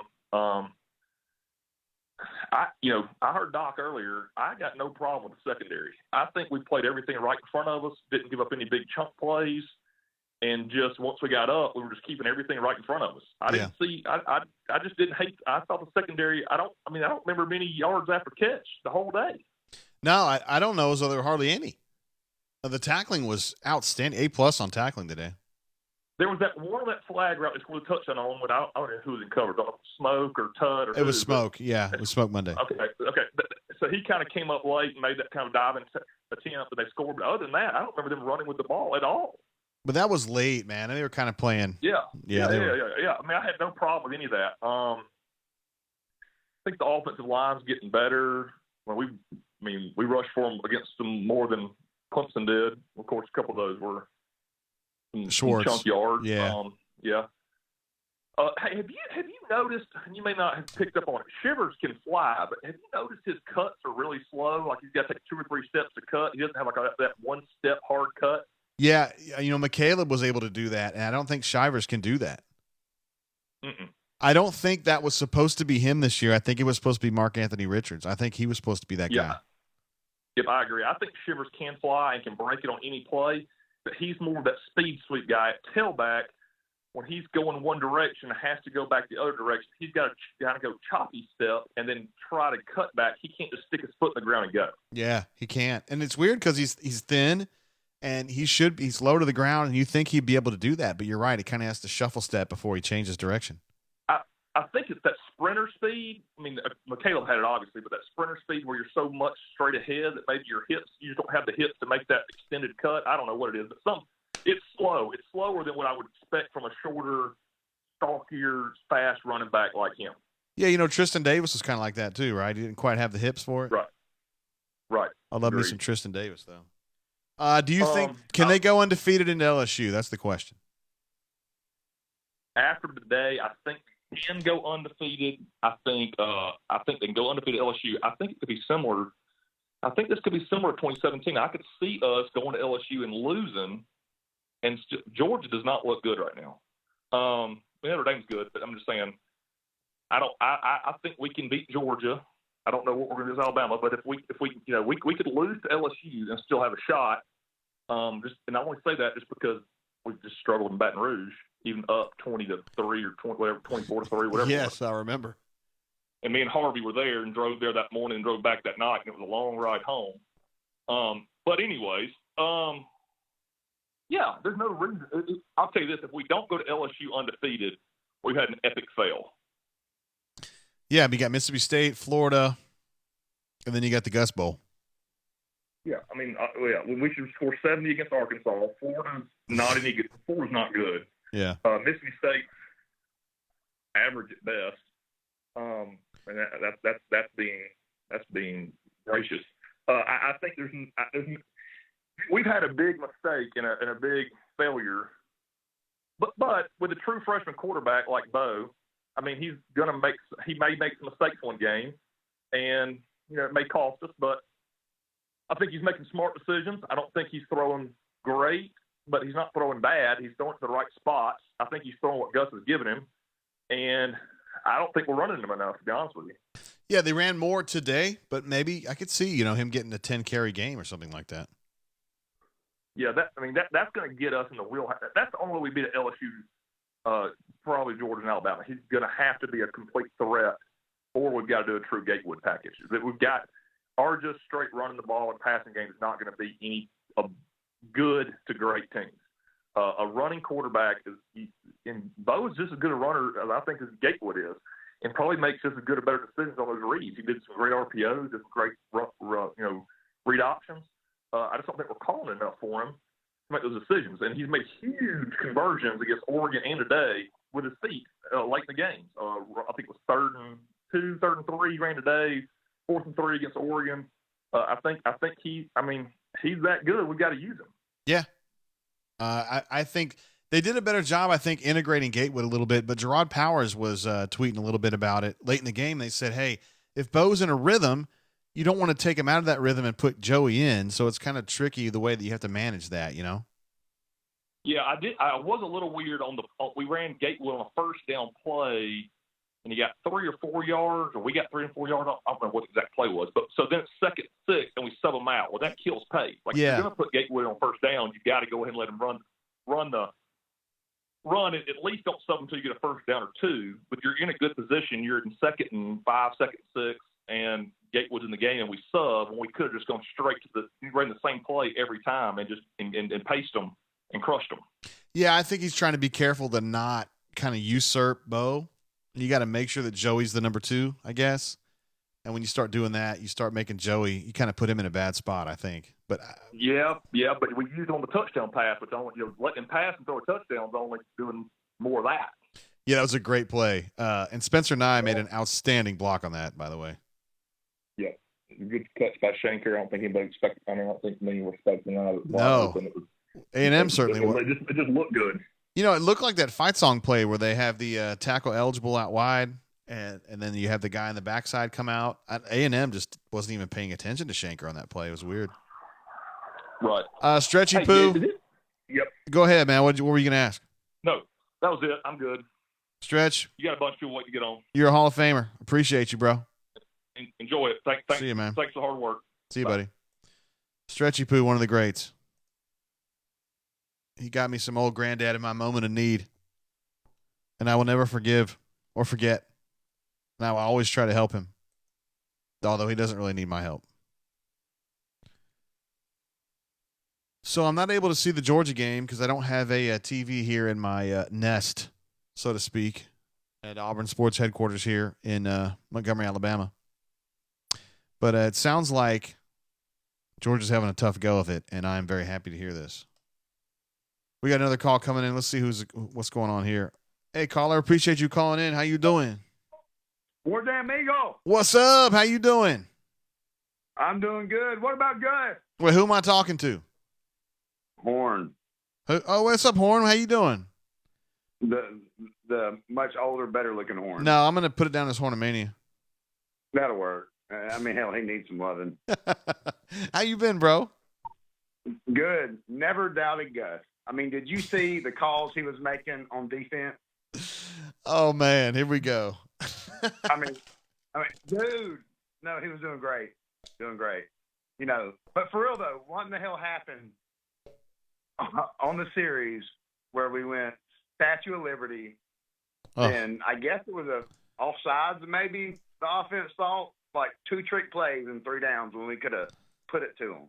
Yeah, I know. Gus can't not call that play. Like, he just got a thing where he just got to call it. But see, after that though, it started cascading all the way until the second half. Yeah, it's true. I mean, that is going to lose big games. I mean, we can say this is a big game, but Texas A&M is not LSU or Alabama or Georgia. Hell, not even Kent State. Yes. I have seen, and you guys have too, the things that he's done at LSU, because Gus has done some weird shit at LSU, and you're thinking he's going to do it again at LSU, but I don't know. Dude, I want him to win every game. I know you do. I do, because that's what's best for Auburn. That's what's best for Auburn. I know. But, I mean, what I saw today doesn't change anything from what I expect from the rest of the games. So what you saw doesn't change your expectations at all? No. I mean, matter of fact, it reinforced some of the expectations that when it gets tight, he's going to go stupid. I mean, 7-0, first quarter, you have a chance to put your foot on their throat and demoralize them, and he does some peewee bullshit. You talking about the Statue of Liberty? No, it's not able, though. You talking about the Statue of Liberty? Yeah. Yeah, I know. He can't not do it, man. I'm telling you. I wonder if he tells Christy, I'm going to run this one, and it's going to be good. it's gonna work this time. Shit. My wife's home. I might have to let you go. All right, we'll see you, Horn. All right, man. Bye. See ya. Dang. I think we know who's running that household, right? We have never, seriously, this is what, week 4? We've never had a caller go, my wife's home, I gotta go. Come on, man. What are you doing? Cannot believe he did that. Oh, man. We still want to get some other folks on the horn. No pun intended on that one. I would love to try to get Fig Jam on. If we can find him. Let's see. I think I got a tweet from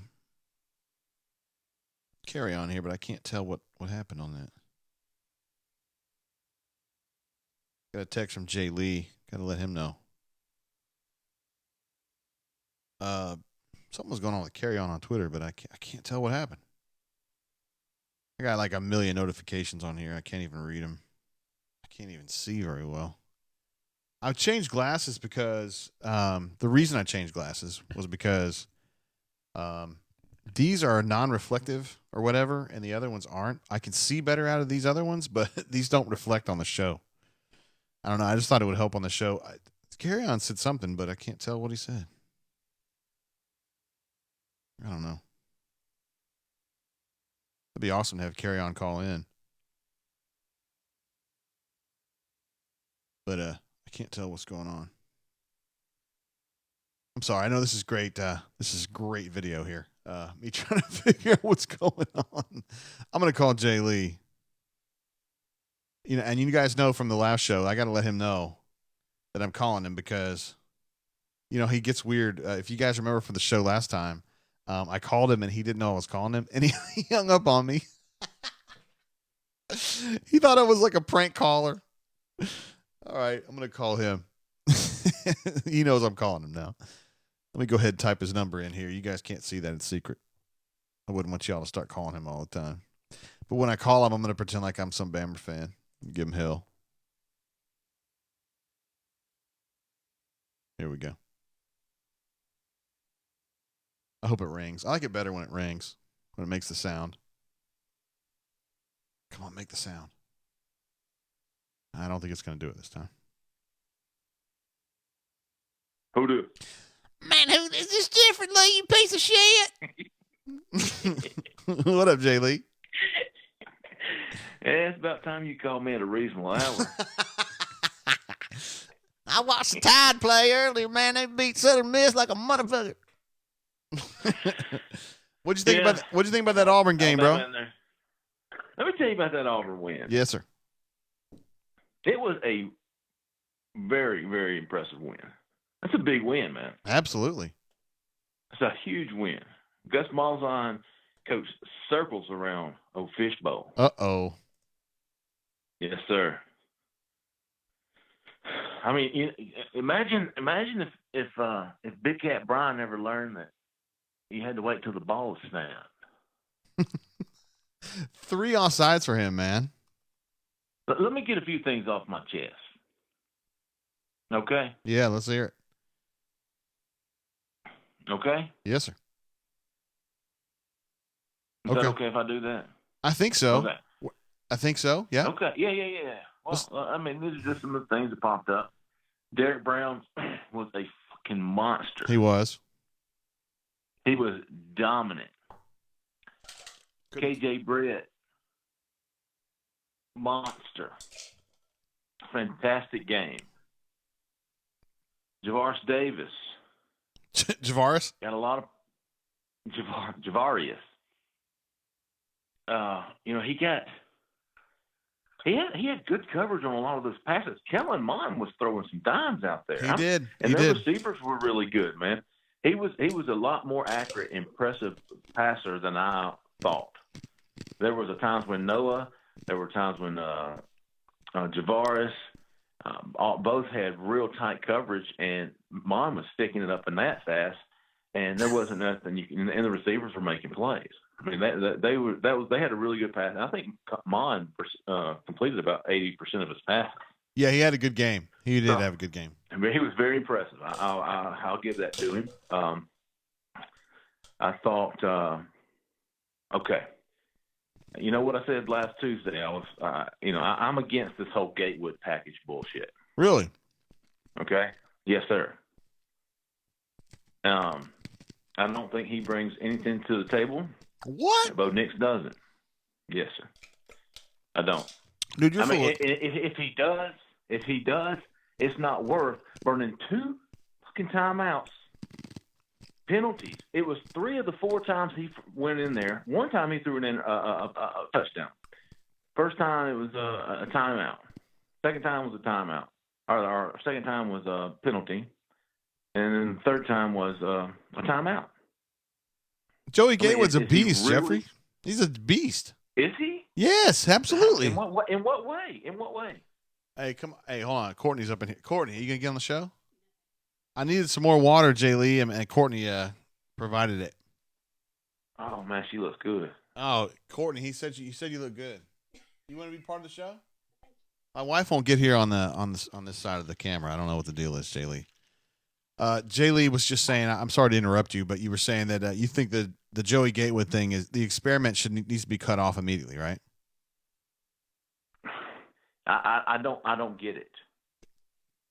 I don't get when you drive down the field with a good looking drive. You get down there and you put in another quarterback, and you have to burn a timeout, or you get a penalty because or you burn a timeout because you're about to get another penalty. And what's the point? Well, yeah. Okay.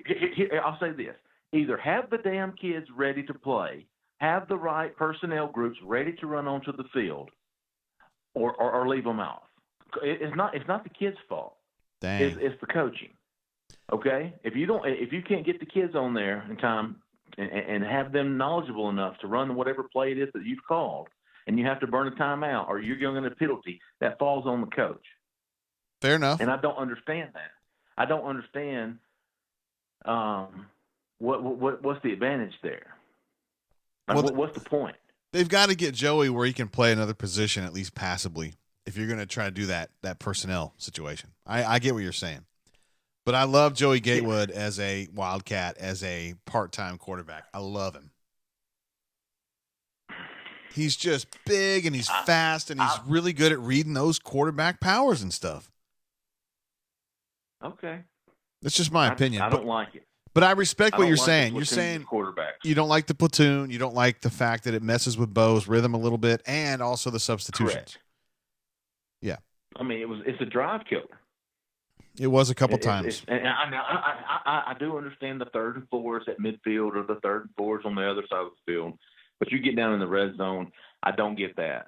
Of course, that's why I'm not coaching football. But anyways, and here's the thing: if all of those plays work today, I'm saying what a great idea it is and how well it's working.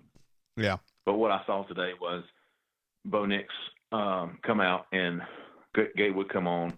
Timeout, penalty. And did we ever figure out what Malzahn was so hot about Matthew Hill? He was lined up on the wrong side of the formation. Okay, well, that's fair. Now we know why we haven't seen him much. Yeah, that was a mental error. And there was one I have a feeling, and I've not talked to Gus about this, but I think that was one play he'd been repping, and Matthew Hill got up on the wrong side of the field. He was used to practicing that on the other side of the field. Well, if you watch it, if you watch the replay, it's funny because Malik just changed sides to try to make it right, and then Joey was confused, and then Gus called timeout, and then he just let it rip, Oh my God! Here, okay, so I've taken my shot at Joey, and let me take my weekly shot at Bo. I've said this many times. I said it on the rundown. Here we go. Bo Nix, You have to be able to make the throws that Jeffrey Lee, a 43-year-old Jeffrey Lee, can make. If you can't make those, then I'm all for putting one in the game. Wow. But I'm not asking you to do anything more than to make the throws that Jeffrey Lee can make. You do that, and it's 35-3. Dude, I don't think you can throw a ball 55 yards. You don't? I don't think you can. I know you had a good arm in college, but it's been a while. It's been a while, man. Just give me a week. But the flea flicker was wide open. That should have been 6. Yeah. Wee Willie was wide open. That should have been 6. Yep. And he's done that so consistently over the first 4 games. It's not like these 2 were anomalies today. He's had wide open receivers for 6 several times this year. Absolutely. This season, the first 4. Absolutely. And he's overthrown them. And if you're going to miss on a wide open receiver, you've got to miss under. You got to give the receiver a chance to catch the football because he's not giving them any chance whatsoever. You can't do that. So that was my only real cut at Nix. I thought he ran the ball well today. Made some good decisions. He's still a little anxious in that pocket. There was a beautiful pocket around him, and he thought he felt it was crashing down on him. Then he realized it wasn't, and then he tried to look back up and throw it, and then he got sacked again. So those are things I guess that will work themselves out. But the missing open receivers is not something that you're going to learn any more than he already knows. I mean, he just got to make those throws. Yeah, he missed 3 really bad overthrows today on passes that I thought were wide open. The flea flicker maybe wasn't quite wide open, but he had 2 steps on him, and the Wee Willie was wide open. Wasn't that Eli? Yeah. Wasn't the flea flicker to Eli Stone? Yes, it was. Thought the play calling was overall good. You know why I think it was overall pretty good? Why? It worked most of the time. I mean, there were very few 3 and outs. I mean, that's the best way to, I can answer if the play calling's good. Well, did it work? Yeah. I mean, there were some that I hate sideways passes. I hate when it's 3rd and 9 and you throw a bubble screen. I don't get that. But a lot of people do that. So yeah, must work. I thought the defensive line was freaking outstanding. Well, how many rushing yards? Maybe 70? 56. 56. Wow. I did not piss a drop all day. I thought the offensive line was more than adequate. I thought it was at least adequate. Yeah, probably a little bit better. Okay, there you go. Yeah. There was I saw Mike Horton, not stay on blocks. I saw Tega do the same thing, but overall, they played well enough to win, and that's what you've got to have. Well, I mean, that was a big win, dude. That's a big win. It was a huge win, and I didn't think I was not expecting to see that. That's what you hope that in Game 4 with the 3 games that they've played, they finally put it all together. A little last week, you could see the flashes of them coming together, and then this week you saw it really all come together. And I mean, they pretty much dominated that game, especially on the defensive side. And the offense was, that when you're scoring touchdowns every 3 or 4 drives, you've got to be pleased. I was very impressed. I was impressed with the special teams. Christian Tutt continues to be a huge asset for Auburn. He's been great. So a lot of good things to see. You know what I saw today, Jay? Wait on me. I saw the number 8 team, and then I saw the number 8 team in the nation go up 4-0 on the season. And if you asked me last week, I would have said Auburn is the worst top 10 team I think I've ever seen. Or 2 weeks ago, whatever it was, when they first moved up to number 8. Yeah. I was like, we if you watched Auburn, you know that they don't deserve to be there. They're not that good. Today they proved to me that they can be, and they are. Yeah, they played. It was a good game, and they shut that crowd up at Kyle Field. Sent some people home really, really sad. Very impressive win. Very big win for Gus Malzahn. Huge for recruiting, I think. I think that's going to you get past Mississippi State, you're carrying this momentum into October, and you get through October with a lot of you're hoping to come out of there with 3 wins.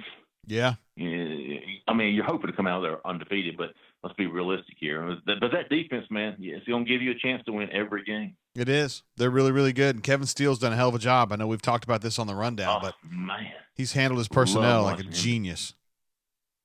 Absolutely. Hey, Absolutely. listen, Jim the AU Tiger wanted to know why you didn't have a war room on Friday. Can you share with us why you didn't have one? Yeah. Here was the thing. Well, I wanted to come out with a big hoop scoops. Yeah. I wanted to do something that nobody's ever done before, and that was to have just a breakdown of the coaches and where they've been, because the basketball recruiting right now, the interest in basketball recruiting is at an all-time high. Absolutely. I saw that last week, and so Auburn's got very few spots left. I feel like I'm just regurgitating stuff. There was a excuse me. They're on the road this week. There's really really not a lot going on at all as far as football recruiting. Next week's going to be big football recruiting. Basketball recruiting is going to have those 4 guys coming in, maybe 4 if Cam Thomas sticks with it, but 3 otherwise, and possibly a commitment or 2. Wow. They're hoping Sharif Cooper finally pulls the trigger. So I wanted to put a lot of effort and a lot of time and a lot of calls and into that basketball hoop scoops, and then focus more on football recruiting next week, because it's going to be a big visit weekend for Auburn as far as unofficial visits go. And then basketball, of course, is going to have the 3 or 4 big visitors too. So I put all my energy into basketball recruiting this week, and I was pleased with it. I mean, that was a hoop scoop that with intel that I don't think we've ever seen before. Like, yeah, just where the coaches have been, who they went to see, kind of what's going on in the next 2 weeks. So that was kind of my mindset going into that Friday, was to really blow it up with that hoop scoop. Yeah, that's and then I'll 5 years ago. Double up next week. 5 years ago, we didn't give one shit at all about basketball recruiting, and now it's like a thing that we really try to keep up with. And you do a hell of a job with it, in my opinion. Absolutely. It's to be honest with you, it's a lot more fun. Yeah. And it's more interesting to me because I'm just now kind of getting into it. For the last 2 or 3 years, it's kind of become my thing, and I really take a lot of pride in it. I think the subscribers love it. I think it's something that they won't find anywhere else. You're not going to find a breakdown like you got Friday anywhere else. Word. Probably never have seen that done. So I like it. A lot of fun for me. Football right now, the early signing period, the early commitments, the early official visits, Auburn not bringing in official visitors during home game weekends, much more, if at all, just because of the time they cannot spend with the kids. So you're going to see a lot fewer official visits coming in for home games, but they're going to try to vamp up the unofficial visits. So that's kind of trying to change my kind of my mind frame going into these weekends, the away games, the home games. I know next weekend will be big, so I wanted to spend a lot of time on basketball this weekend, and then go into next weekend with the combo next week. And they're going to release at the Mississippi State game the date for the tip-off at Toomer's thing, which is going to be on October. What's the date? Officially, I think October 17th. 17th, yeah. What I think is going to be going 17th, down. I think it's a Thursday night. But that won't mark. That's not like an official Midnight Madness. That's just a Toomer's kind of thing. It won't. We talked about in the rundown or either off the air last week, but that will not be the first official practice. Right. They've been practicing. Yeah, they're starting like here in a few days, right? They start after the Mississippi State game. They'll start after next weekend. I think it's Monday week. Jay Lee, you're a legend, bro. Thank you, Marty. I appreciate you being part of the show. And please do whatever man. Please pull Notre Dame through tonight. I'm doing what I can, dude. All right. Doing what I can, man. Hey, third time listener. Yeah. Love the show. I appreciate you, bro. Third time caller. Do that. See you, man. Jay Lee, a legend, a true legend. Let's see. So I ran out of water earlier. As you guys can see here, you got to stay hydrated. That's crucial. And I summoned my administrative assistant for a little bit more water, which she graciously brought. Are you interested in being part of the show, Courtney? She says no. She's hanging out with my cat, Sammy. He seems pretty happy there. So Jay Lee was saying that he's been focusing a little bit on basketball recruiting there, which I totally understand.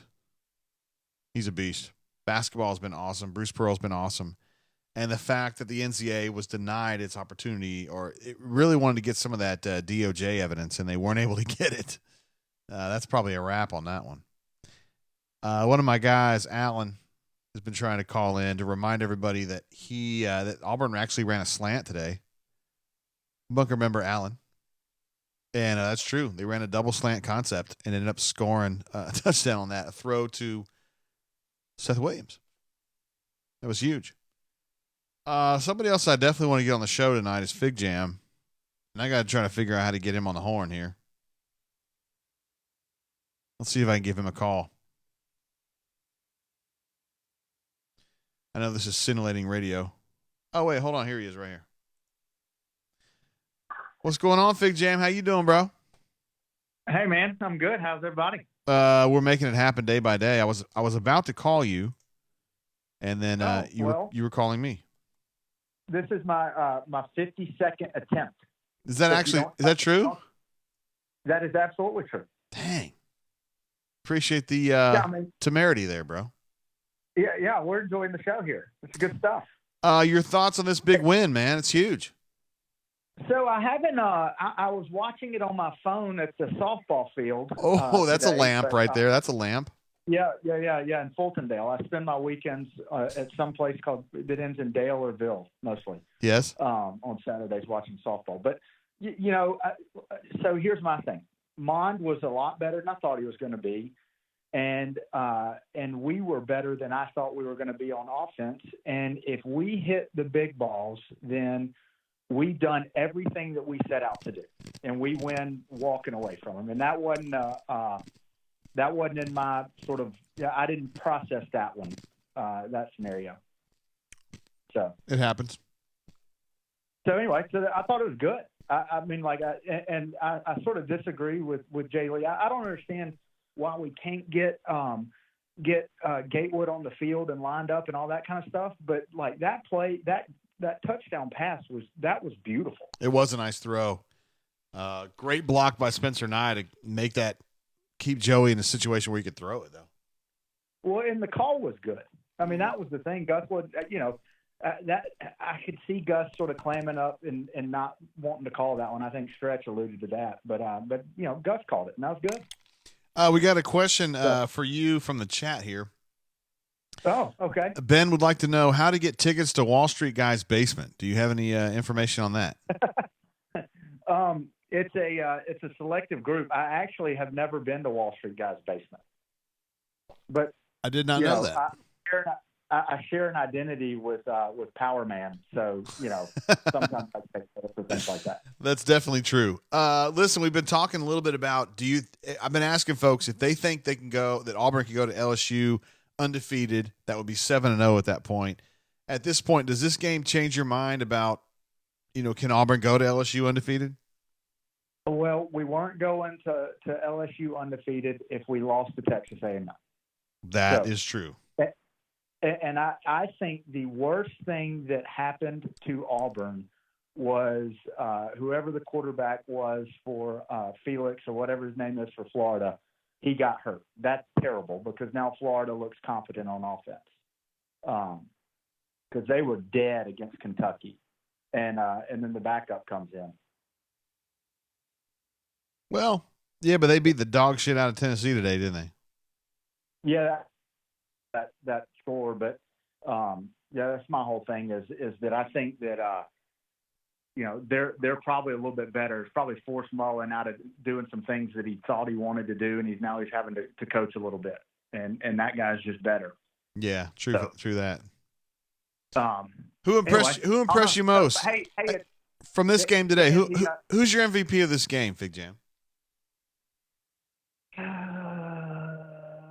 There's some good ones to choose from. Schwartz.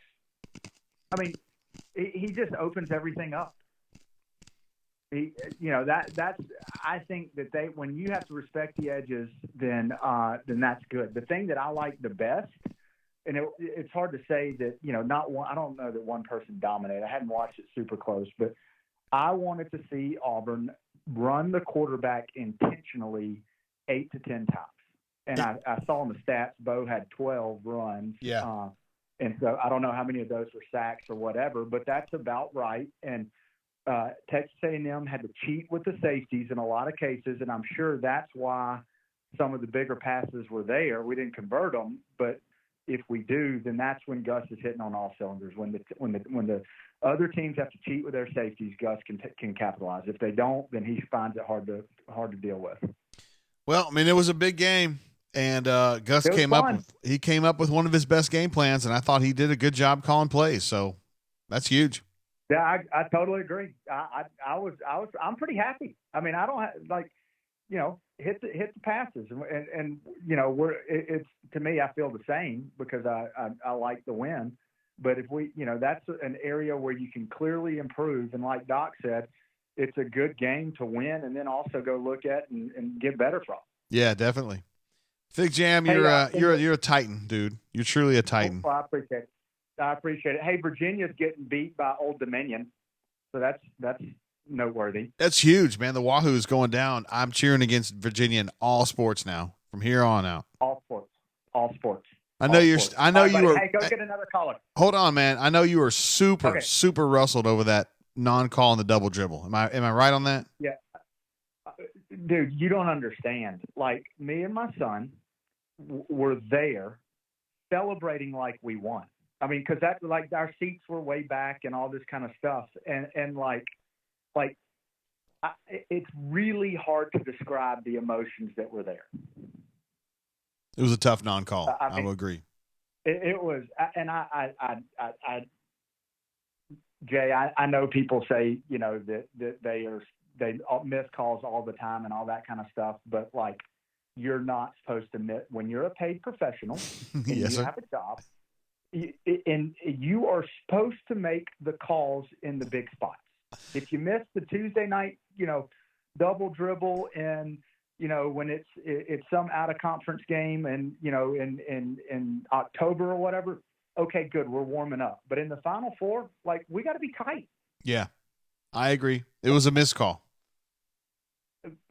It was terrible. It was the thing that makes me so upset about it is, like, that team caught it, whatever it is, in the SEC tournament, and it just carried them all the way through. And it wasn't talent. Yes, talent played a part in it and all that kind of stuff. But if talent was just it, then the Blue Bloods would be in the tournament or in the Final Four every single time. And I don't know that Auburn will ever get that chance again. Doesn't mean they won't have great teams. Yeah. Dude, it's so hard to get there. It is. It is hard. It is hard. It is so hard to get there. And that's why, like, it's just, I hope they get there again, but I don't walk into next season in basketball thinking that Auburn's going to go and, be a 35-win team. Like, I think they're going to be sort of a pretty solid team that makes the tournament, but I don't think they're going to, they're not the odds-on favorite. And it's even if they are, it's so hard to get there. Yeah, I agree. It's really hard to get to a Final Four. Man, that's why, like, I don't think I'll ever get over it. I don't think I ever will. Well, I'm sorry to hear that, Fig Jam, but I tell you what, Bruce Pearl is working hard to make sure that you have other highs. So that's not the only one. Dude, and that's kind of the part of it too, is like, I hated it when Tubbs didn't get his national championship in 2004. I hate it for Gus that I feel the coaches, like, it's career maker needs anything, but, like, man, that, those guys put a lot into it. Yeah. It's tough, dude. Cause you look back on that Final Four run, dude, I really feel like that New Mexico State game was like 50-50, right? I mean, cause that could have gone either way, and they beat the shit out of North Carolina. They beat the shit out of Kansas. Like, that's not going to happen every year. Like, yeah, a lot of things went right for them. So it was the most, we're close to it, but, like, you can't describe there you go. Nice. You can't describe another run like that. I mean, just with the Auburn school, the school type like Auburn, just pounding the Blue Bloods. Yeah. Fig Jam, you're a Titan, you're a badass, and I'm really glad you're part of our site, bro. Hey man, it's a blast. All the callers, the posters, it's a really great community that you foster and all the guys do there. And so, we appreciate it, and it's a fun place to be. All right, Fig Jam, you behave yourself out there, bro. All right, man, we're doing it. See ya. Yeah. Fig Jam, ladies and gentlemen. Boy, we had some great posters on here tonight. Well, we've had, 20 calls or something like that? I just got a text from Courtney Rowland from the A&M site. She's got the video up from Gus Malzahn, which I don't know as though I've linked yet. I'm not really in position to do that right now. Let's see if I can get BMAT to do that. And I don't want to go into names, but if you guys are G-Pits fans, I do a show with Neil McCready from the Ole Miss site. It's called Greatest Pod in the South. We did one Thursday, which I published Friday, I think. And if you guys are G-Pits listeners, I was talking about a friend of mine who is going across the country to donate one of her kidneys to a non-blood relative, which is something that I don't know as though I could do. It takes a special person to do that. She just texted me and said, I just listened to your shout out on G-Pits. Thanks. I think you're pretty special too. She is a very special person. She is a saint. And I know my wife's really good friends with her too, so it's not like I'm like some random ass girl. My wife knows her real well. Actually, my wife is going to try to fly to this gal's home in Washington, D.C., and take care of the kids while she's in Colorado. Dude, I got to take this call. This is from a weird area code. Oh, I missed it. Damn it. If you're from the 678 area code, you need to call again because I want to get that. And we also had a call from the 757 area code, which I don't even know where that is. I want to take those calls from weird area codes. Let's see where the 757 area code is. Oh, here's a 678 again. I want to. What's going on, caller? How you doing? What's up? Oh, damn, they hung up. Oh, man, what a bummer. Let's see. That was a 678 area code. Let's see where that's from. That is Georgia. Oh, God, I should have known that. Womp, womp. 757 area code. Let's see what that is. I don't recognize that number either. That is Virginia. Oh, I bet I know who that is.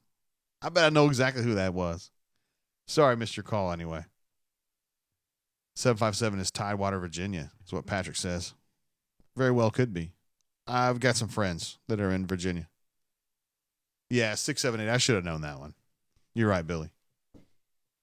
We'll take this. Let's see. We got an 803 call coming in. What's up? What's up, caller? How you doing? JG, what's up, brother? What's up, man? How you been? Man, I'm getting better by the minute. I can't even believe I got through on your very popular show. Oh, it is very popular. We got calls coming in all the time. Who am I talking with? That's your buddy, Sloppy Mexican. Sloppy Mexican. What's up, man? Man, I've had one of those very, very perfect fall days, my man. Which is drinking a lot and the Auburn Tigers win, right? Well, yeah, but I also used the power of modern technology to watch the game while I was in the Dove field on my iPad. Damn. That's awesome. Yeah. Yeah, man. It was good. You did a hell of a job. It was good. I got myself home safely, and now I've got myself a nice glass of bourbon. What kind? I'm watching the Irish. What kind of bourbon you drinking tonight? I got the Old Forester 1910.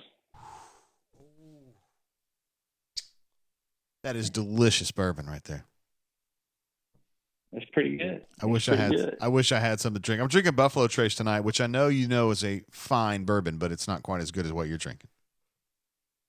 Well, you know what, man? The Trace is really for refined palates only as well. So I commend you on that choice.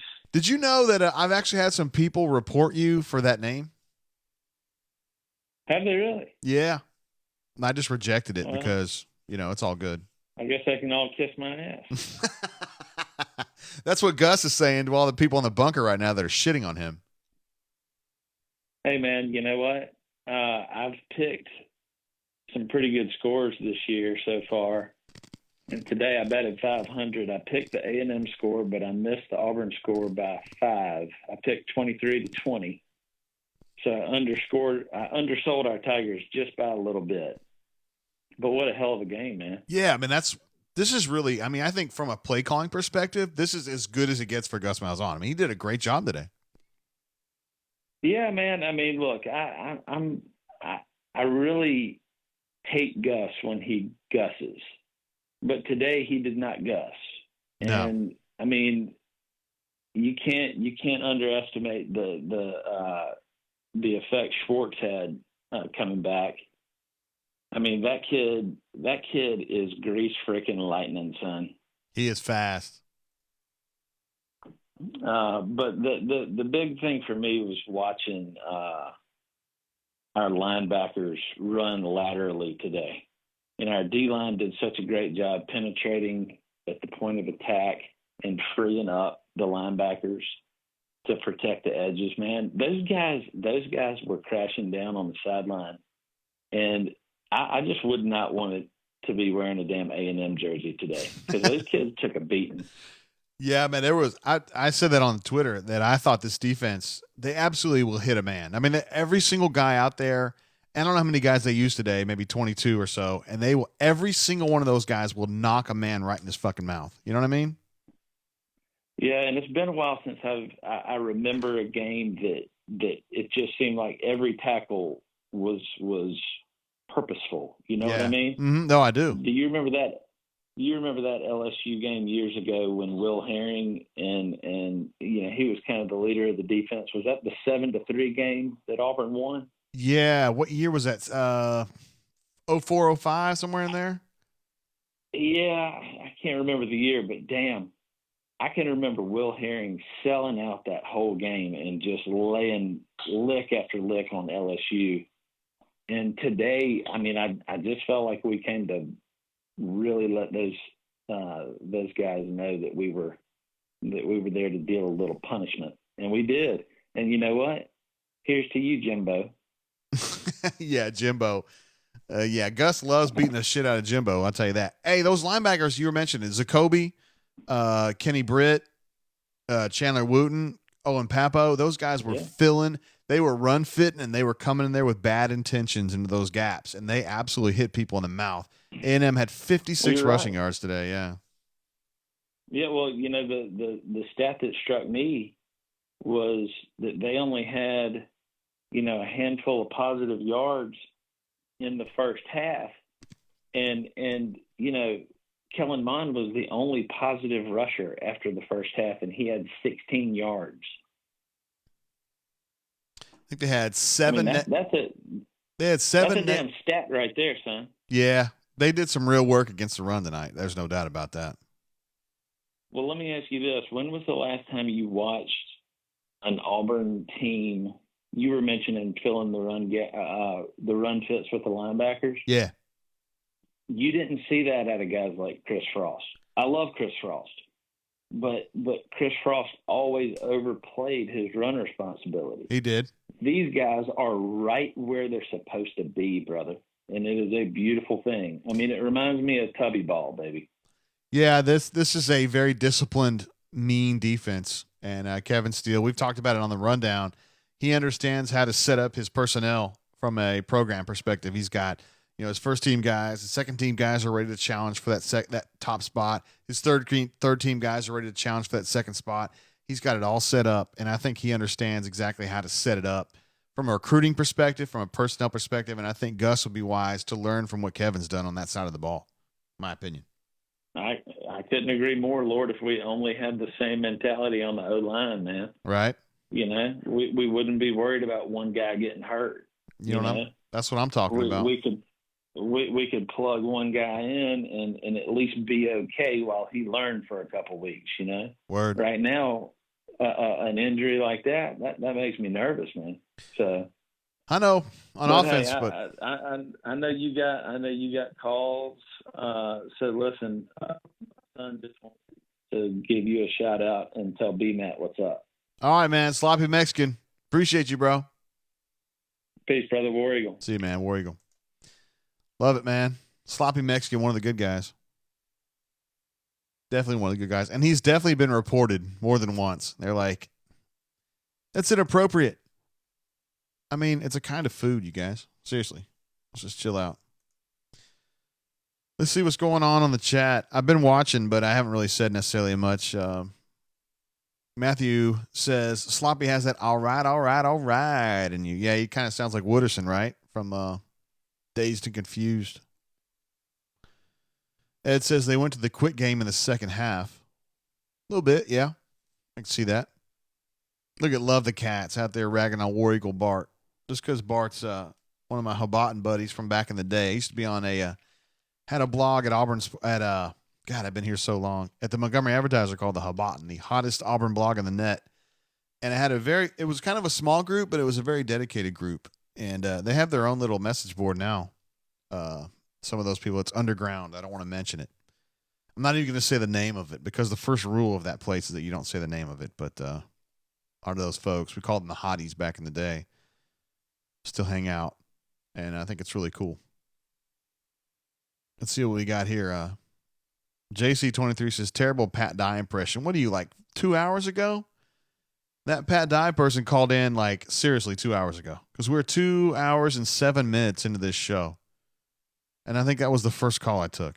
So we'll be all right. Everything's going to be okay.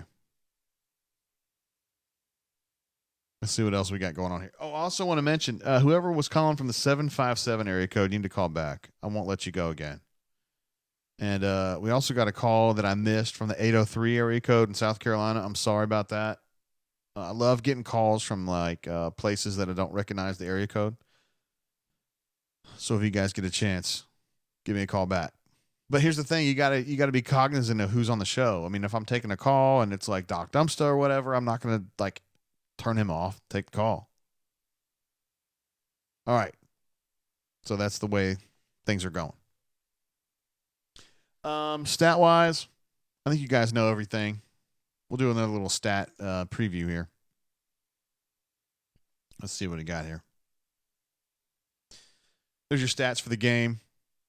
As you can see, Bo Nix, 12 of 20, 100. A lot of people say, man, that sucks. No, he managed the game well.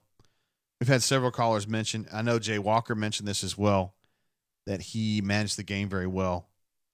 Situations that were FUBAR, he didn't try to force throws. He just threw them out of bounds. And it's something that I told you guys on the bunker like 2 or 3 weeks ago that Gus is really, really big on the fact that Bo knows the fights that he can handle and the fights that he can't win. And he'll throw the ball out of bounds in situations where he can't win. And a lot of guys that age, 19 years old, 4 starts in, try to force things and get in trouble. And you saw him do a little bit of that in the Oregon game, but he doesn't do that now. Let's take this call. I suspect these people have been trying to get in for a while. I want to turn this off first. Let's see who we got here. Hey, thanks for calling in. How you doing, bro? Good, man. Good. What's the latest? So let me get this straight. Well, hold on. Who I got on the horn? This is Hornomania. Hold on, man. You're back? No, this is Hornomania. Oh, my bad. Yeah, his wife came in and he said he had to go. Yeah, so that was what I was going to get at. So your wife was bringing you cold beverages. That's correct. And Hornacious's wife is finding him hidden in the garage, telling him to get off the phone. What is that, dude? Is that really what he's living? I guess so. I guess he's living that stupid life. That is weak, man. It is. And to say it out loud in front of people. Thousands of people, I'm sure. Thousands of people. How you been, bro? So, good, man, good. So I just wanted to say that I'm a little worried that the Cowboys are going to want Gus now. Again. And what I'm hearing, I'm not sure if it's in Jimmy Raines' camp, but I feel like it's real. You think that Gus may go to the NFL and they need to give him a bigger buyout to keep him here, right? They're going to have to.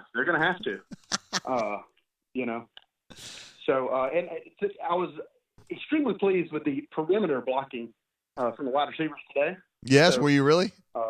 Yeah, I think it was good. I still feel like we're missing that back. We can bounce it out and get more yards, though. I don't know if Boobie's the guy. Yeah, I understand. They didn't go to Booby much in the first half, right? He had 2 carries in the first half, I think. Right. Yeah, that's right. That's right. So, and of course, they get some outside stuff with Schwartz, and maybe it's just the way Gus's offense is, set up. But I feel like they just need a guy who can get out there and something's clogged up and move it outside and get yards. Yeah, I mean, the thing is, I think they wanted DJ to be that guy, and I think they wanted Mark Anthony Richards to be that guy, and they're both injured. Although I think DJ was ready for this game, but Gus was like, I'll use him if I want to, and I was like, you're not going to use him. Right. You're not going to use him. Yeah. I mean, and I feel like, I guess encouraged that he did use more backs than just Booby, but, Harold Joyner gets in there, of course, it's going to probably be a pass. Yeah, he got like 5 snaps today. I think he got a carry. Yeah, and Joey Gatewood gets in. It's probably going to be a timeout. So, Yeah, that's what Jeffrey Lee was saying. Jeffrey Lee thinks that the Joey Gatewood thing is a farce, that they need to abandon it immediately. No, I don't. I think it'll work well, especially red zone. But we'll see. We'll see. I guess. Are you seeing 7-0 going to the LSU game? 7-0. I think so. I mean, yeah, Mississippi State being at home is good, I think, and then Florida on the road, that'll be a big game, I think. So I just don't know what Florida is really. Yeah, me neither. They're good sometimes and they're average sometimes. No, I should say they're. Yeah, go ahead. No, you go ahead. I mean, Florida's just kind of. They're okay. On their best days, they're solid, and on their bad days, they're terrible. That's kind of what I see there. Yeah, I mean, I tell you what, Georgia's the Virginia Tech of the SEC. What do you mean by that? I mean, just they're just they think they're a lot better than they are. I feel like. How are they doing tonight? I'm not able to see the game. It was 10-7 at halftime. I haven't looked back since then. I've been too enthralled with the this bunker show. Yeah, well, that's the goal. So, all right, man. Well, good to talk to you. All right, Hornmania. All right, man. Doing a hell of a job, bro. All right. See ya. Boy. I'm glad he knocked down his bro there. Because Hornatius, that was pathetic earlier. That was the weakest moment of the whole fucking show was when Hornatius goes, my wife's home, I gotta go. Get the fuck out of here, man. What are you talking about? Don't do that on the show. You think that stuff's not going to carry over to the bunker? It absolutely will. Cleveland, thank you. It's 10-7 Notre Dame. These Georgia fans, they're looking for like a 50-point win over Notre Dame to be like, we're coming back. We're going to win the Natty this year. Although I do think Georgia's pretty well loaded, but JC23 says, so you're giving Dilly the credit. I'm not saying that Dilly did this because Gus is the one calling the plays. I'm just saying that Dilly's like the angel on his shoulder that goes, Gus, don't run up the middle 17 times. Maybe we should try something else. And if you notice, Gus doesn't get quite in the same ruts that he does before. And maybe it's because Gus learned, and maybe it's because Dillingham is there being like, let's run this or let's run that, and keeps coming up with different ideas that make more sense. I do want to say, just for posterity's sake, that we are now 2 hours and 15 minutes into our show. It is 9:03 in the Central Time Zone, some almost 6 hours after the game started. It's a 2:30 kick, right? I don't know. I can't even count. And I can't really tell what's going on in the bunker right now or on the site. I'm sure Brian's handling stuff like a boss that he is. But again, our friend Courtney from the A&M site sent me a link to some video we got from Gus, the post game.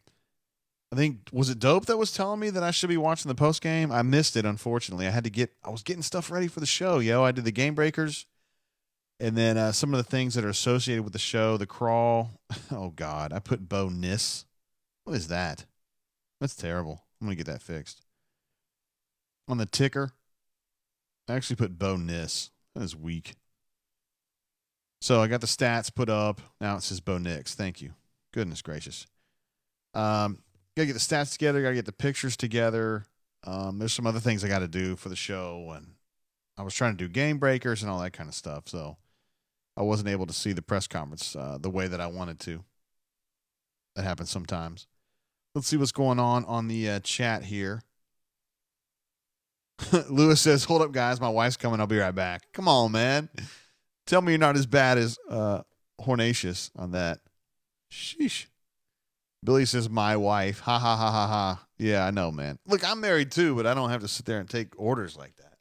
I'm not scared of my wife. I mean, I wouldn't want to cross her, but at the same time, when it's time to work, it's time to work. This is work. I'm telling you. Phil Petway says, Arky losing that bad. God, tell me Arkansas is losing. Please, God, tell me they're losing. I'm looking this up now. I'm like so interested in this. Please tell me Arkansas is losing.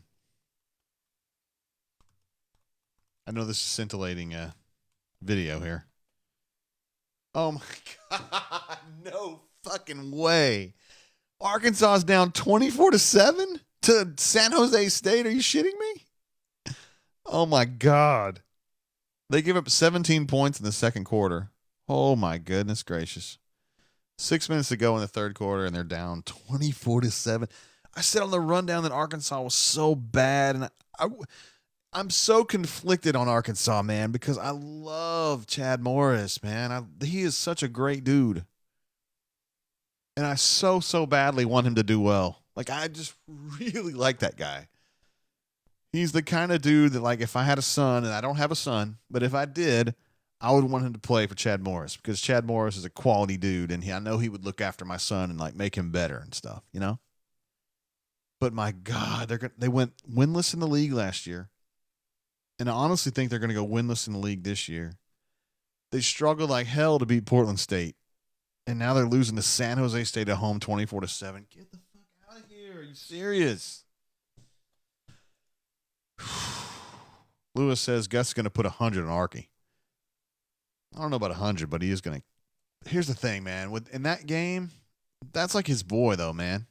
You know what I'm saying? Like, Chad Morris is like his best friend. No shit. We're going to take a call. What's going on? How you doing? Hello, Jay. How are you? What's the latest? How are you?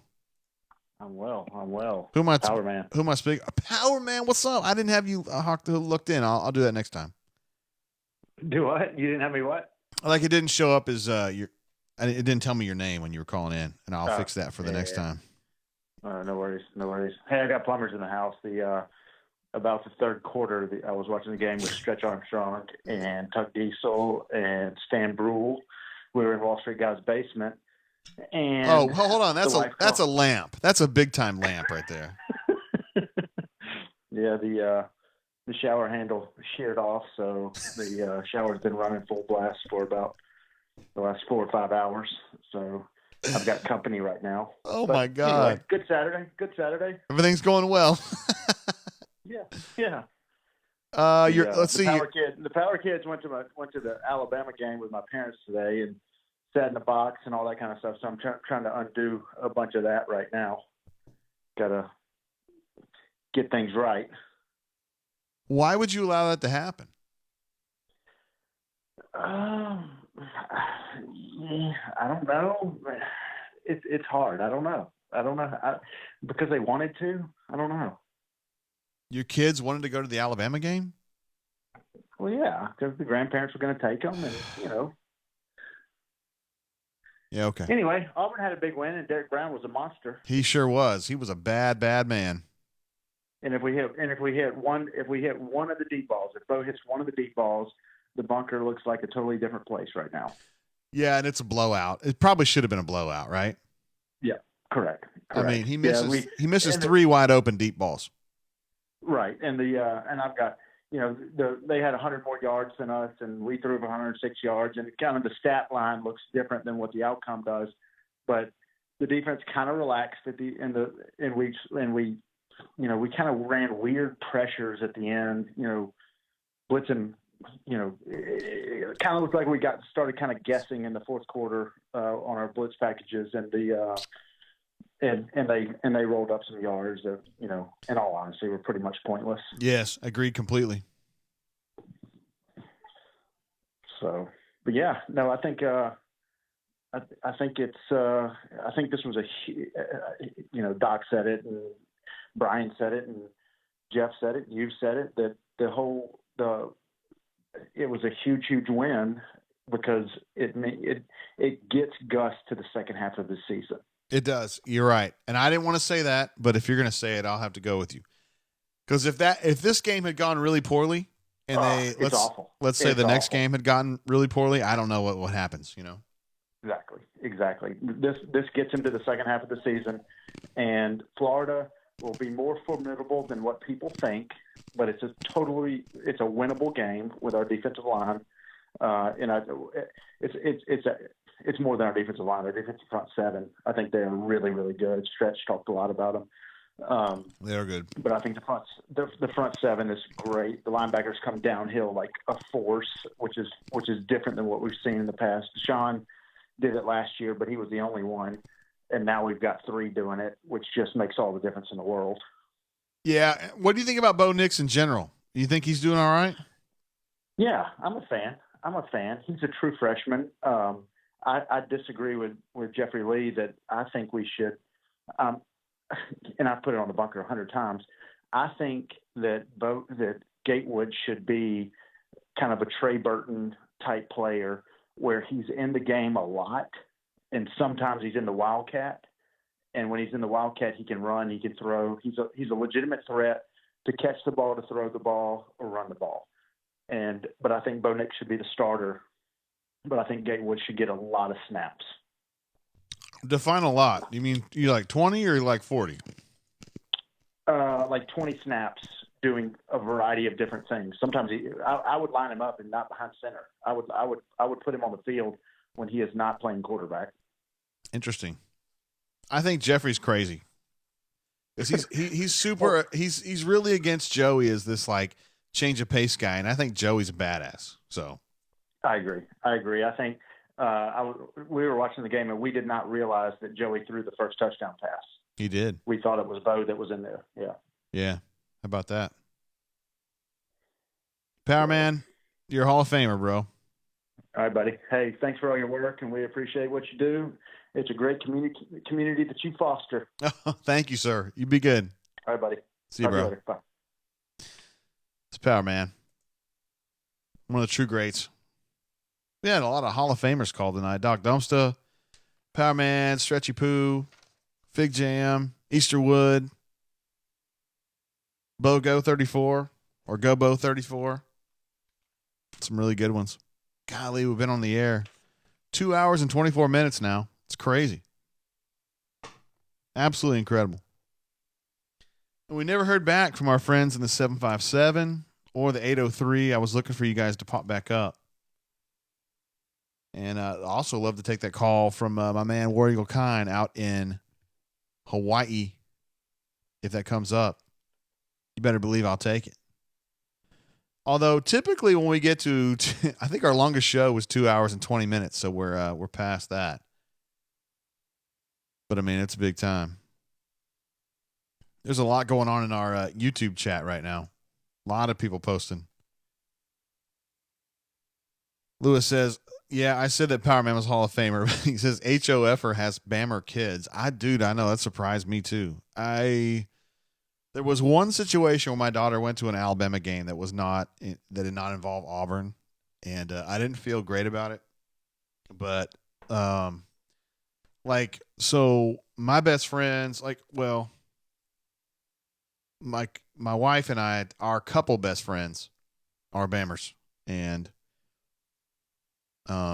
they're like reasonable Bammers. They're not the kind that say that they should have won 20 titles. They're just like the normal Bammers. And they offered to take my daughter to a Bammer game. And I was a little suspicious, but my wife was like, hey, she really wants to go. And, I was like, okay, whatever. So she went, and she didn't, she enjoyed hanging out with those folks, but didn't really enjoy the game, thank goodness. And my daughter is a senior in high school now. And I'm very proud to say that she has no interest in going to Alabama. So, and probably Alabama doesn't care. That's fine.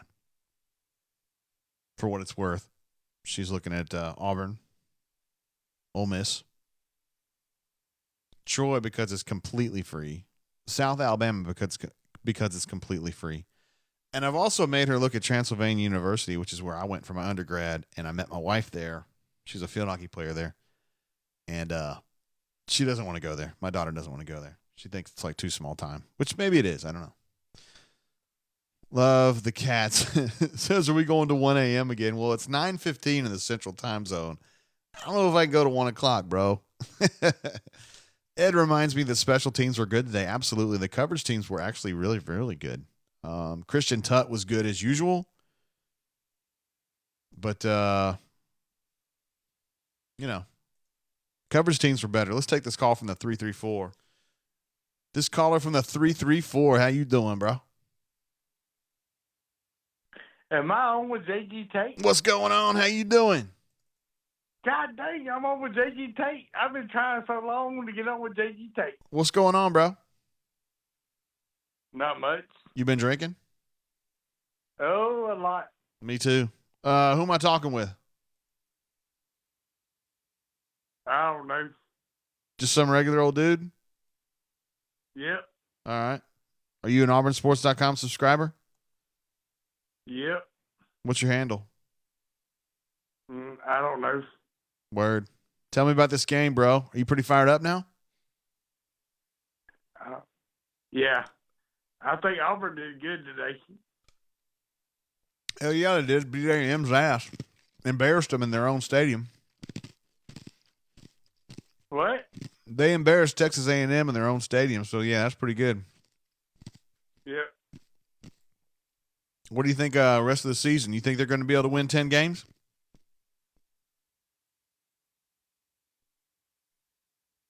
All right, sounds good. I think that guy been drinking a little bit. Who out here is drinking a lot? No, not really. You guys are seeing. The thing is, man, I can't really sneak anything by you guys. I mean, you guys know how much I've been drinking because I drink it on the camera. What's going on? Thanks for calling in. How you doing? What's up, JG? How you doing? Doing good, brother. How are you? Who am I speaking with? This is Hayden, PH Beasley, SHC. What's going on? How you been? Not much. Just watching these games. I want to get your take on the defensive back play tonight. Solid. I thought Roger McCreary was better than JD again. I thought Noah was pretty solid. I thought that Daniel Thomas was a good run filler. I thought Denson was average. Hey, well, let me ask you this. Mon was on point tonight, but I feel like our defensive backs got their hands on the ball at least 5 or 6 times tonight as the receivers were going down. And I noticed there weren't many coverage busts. I know Smoke missed a tackle He did. on that first touchdown play. But overall, I think our defensive backs played well, but their receivers just made plays, and that was kind of difficult. They kind of stretched the game out. And, if we could have got our hands on a couple more balls a little bit earlier, I thought we could have put the game away. But overall, I thought our defensive back play was a little bit skewed by the numbers. But, guys like JD stepped up, Tut played well, and tackled in space really well.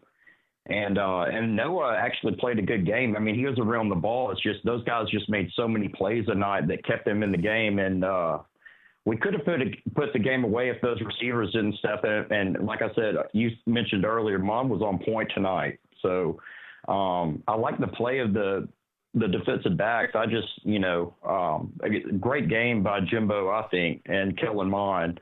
The game could have been a lot worse. What's your take on that? Yeah, I thought the game plan on their part was pretty good. I thought that Kellen Mond doesn't like to get hit, and he got hit a lot, and he had trouble up until the fourth quarter. Auburn started playing kind of a bend, don't break defense, and at that point he put up some numbers. But at that point, I thought the game was kind of out of reach, and his numbers are a little bit skewed. They look better than they were, in my opinion. Right. Before I let you go, I got one question. What the hell is going on with TD Moultrie?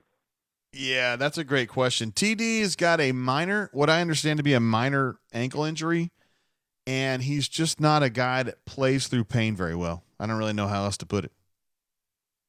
I mean, aren't we kind of waiting on him to break out. I mean, all we've been hearing in the all season, even Rodney Garner says that he's stepping up and he's getting better and better, but I mean, he's yet to produce. And I don't know. He might be one of those guys that, you know, when we going to see it from him. And I think if he's a guy, and I think we lacked a little pass rush tonight. Yeah.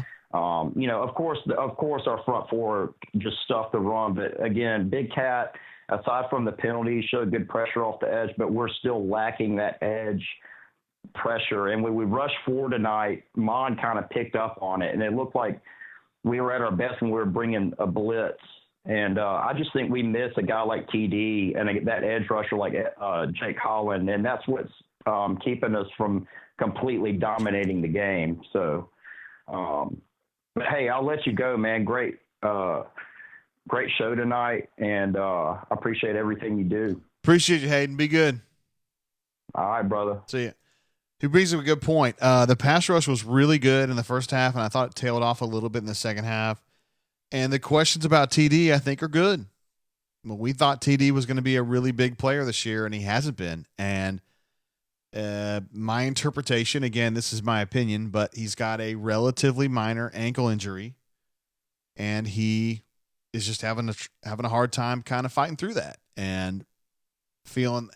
I think a lot of the times the challenge for these players is if you're 100%, you feel like you're really you and you're out there doing your thing. But when you are not at 100%, let's say you're at 80%, it's like, how am I going to compensate for that missing part of me? I'm going to fight harder. And some guys kind of rise up the way that Prince Tega has done this year, the way that Derek Brown has done this year, the way that Truesdell, who's knocked up, is dinged up a little bit as well. Not knocked up, dinged up a little bit. Fights through it.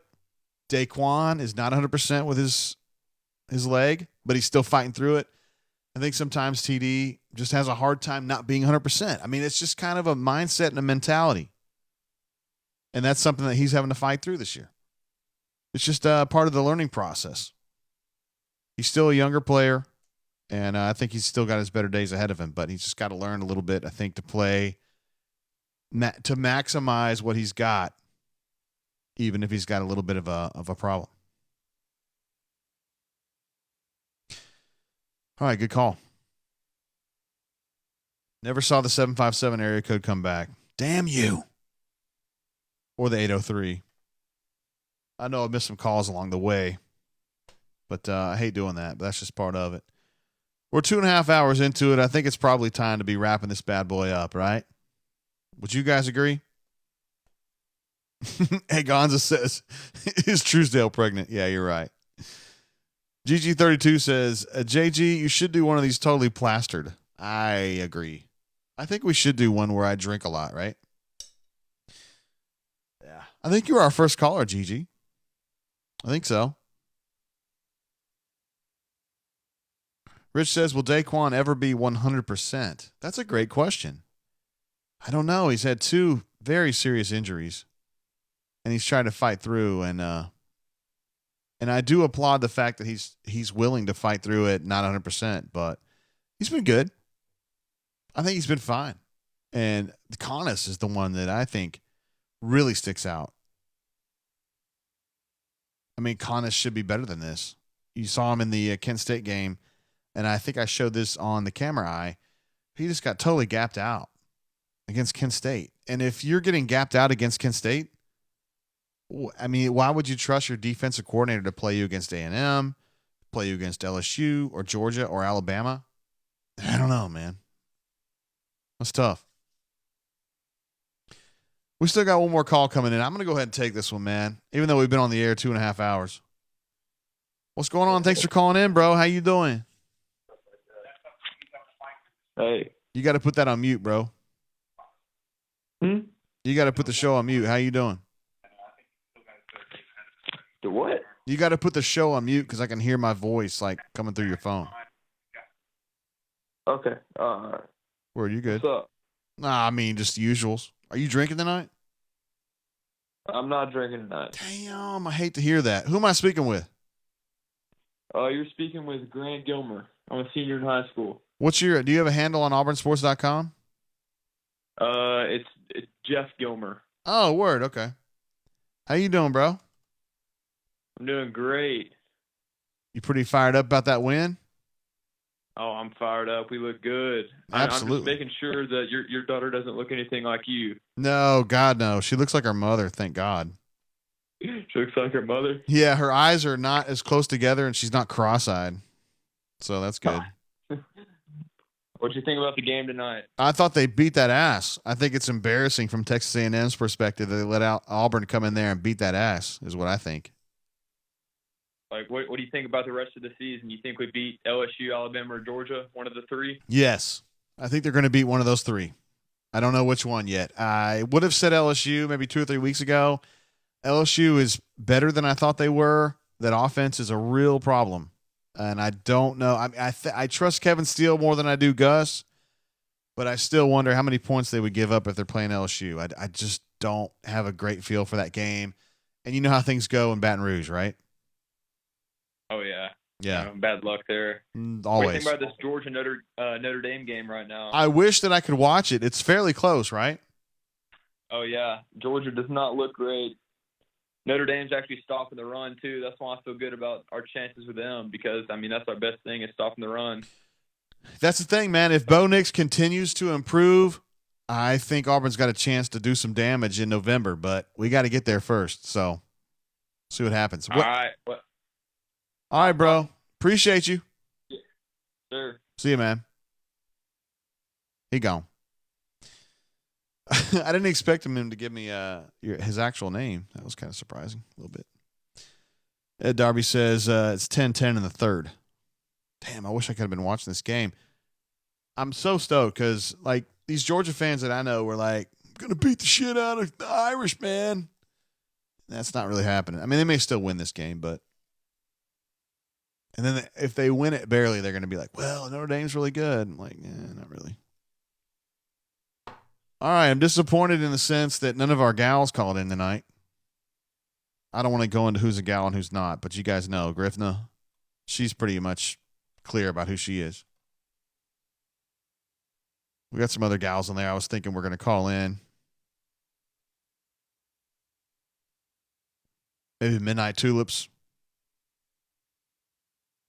Maybe Gonig Buck. Nothing. There were some other ones who use not gender-specific names, which I think is a smart move. But they said they were going to call in and they didn't, so that's okay. Aquan says Matthew Hill just can't get right, man. I know. Matthew Hill. He finally gets his one chance. I strongly suspect that play was going to go to him one way or another. And then he screwed it up because Gus was losing his mind. Oh, my God. That's like as mad as I've seen Gus ever. That was crazy. Cody says Matthew Hill will be a water boy by next week. Listen, if we see Matthew Hill playing a meaningful snap, between now and the Iron Bowl, I'll be surprised. It's going to take a serious comeback. GG32 says Griffin are too busy laying in bed complaining about YouTube TV. There's some truth to that one, buddy. Jimmy says you need some Pappy. Well, how would I need Pappy when I've got Buffalo Trace from Franklin County, Kentucky? Love the Cat says Statue of Liberty. That's all you can think about. Dude, love the Cats. Let me ask you something, brother. I mean, I don't want to out you, but it'd be good if you called me and stayed on the phone. You know what I mean?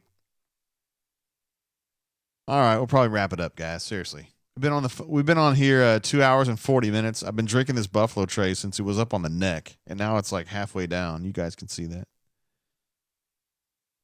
It's a delicious pour. You can get this at the local ABC store here in Alabama for maybe, I've seen this as low as $19, I think. It's usually like 23 or 24. But we're going to wrap it up, guys. That's a big win for Auburn. Seriously. I thought they really had to have 2 of the next 3 starting off the thing with the A&M win. That's huge. Now they got Mississippi State at home, a game that I would say they've got a 80% chance to win. If they play like they did tonight, they got like a 95% chance to win that game. And then you got to go to Florida. And as some callers have mentioned tonight, Florida's not quite elite. I mean, they beat the dog shit out of Tennessee today, but I think a lot of people are going to do that. And I wonder how long Jeremy's going to make it over there. So I want to give a shout out to our folks who have been on the chat most of this time. Cody's been here a while. Love the Cats has been here a while. Copper's been here a long time. Agonza's, Ed's been here for a long time. Ralph's been here a long time. Cleveland Brown's been here for like an hour or two. Appreciate you. I don't know if I mentioned Lewis, but he's been here for sure. Jimmy, appreciate you being here, bro. Let's see who am I missing. Dope has been gone for a minute, but he was here really active for a while. Captain Eagle Fly Good didn't call in, but we appreciate you being here. Chip, I saw you, bro. Rich. Who else we got? Billy. Appreciate you being part of what we're doing here on the YouTube. We've got most of the folks. I don't want to miss anybody. Webb's been here a bunch. Phil was here a lot earlier. Appreciate you being part of the show, bro. Had a lot of stuff going on in the chat. Kappa says he left to eat pizza. Man, I would love to have some pizza right now. My wife made gumbo tonight. Wasn't able to enjoy it as much as maybe I would have normally. So as far as the podcast goes, Ed mentions if we're going to do the podcast, we are going to do it, but I did not tape it. I don't know if you guys can see this. Let me see. I can't even tell. I did not even turn on the dang recorder tonight, which is my fault. But there's a way that I can get it without turning on the recorder. So I will figure that out. Thank you, of course, to all of our awesome callers who called in. I bet we had 30. I think GG was our first one. And Jeff Gilmer, actually, I reckon that's his son, right? Called in as the last one. I do want to mention, if you're not an auburnsports.com subscriber, check us out. auburnsports.com. We got great stuff there. BMAT is as good as it gets. Nate has done an awesome job as like our intern, but he's really good. And Jeffrey Lee, of course, giving you all the information on recruiting, basketball and football. One of the things I love about Jay Lee is he's not going to give you a bunch of shit that doesn't really matter. I think sometimes in the recruiting world, there's a lot written about players and offers that don't matter just because they hear about it and they need to write about it. And I think Jay Lee distills it down for you so that you just get the information that you need. And as somebody that kind of follows recruiting on a peripheral basis, I appreciate that a lot. It's kind of curated, and I really like what he does there. Rich says, I love the show, JG. Great addition. Great way to grow the bunk. Yeah, we'll see if it grows it. I don't know. I'm just here for the bunk. Like I said earlier today, man, I work in service to the folks at the bunk, the people who subscribe to the auburnsports.com. That pays the bills for me and B-Matt and Jay Lee and also Nate. So, I mean, I feel indebted to you guys. Ed asks, who will be the next coach at Michigan? Chip Lindsey. I don't know if you guys saw this, but he beat that ass tonight. All right, guys, I'm going to wrap it up. Love the cat says wife is home. She's home again? Something tells me you're full of shit, man. All right, we're going to wrap it up, guys. It's been a good run. 2 hours and 45 minutes we went. That's unbelievable. Appreciate you guys calling in. To those of you who I missed on the calls, sorry. There were times tonight where I had 5 calls coming in at the same time. In fact, when I called BMAT, I had 6 calls coming in, and then I called out to BMAT. I felt bad about it, but I had to get BMAT on there. So, guys, I always try to close the show by this. If you're an Auburn person and you're out there working with folks that are not Auburn people, maybe they're LSU people or Kentucky people, God forbid, just know that you're better. You're a cut above, and it's okay, man. Just rise above it and be awesome. And, of course, make great decisions out there, whether it's with your drinking or the shit you're talking or whatever. And I know the Georgia fans, if they win this game against Notre Dame, they're going to be talking a lot of smack. I think Georgia fans are the worst. You may disagree. But you're just going to have to turn a deaf ear. Remember, your team's undefeated. And, yeah. All right, guys. Appreciate you. Be good. I'll see you guys next time. Peace.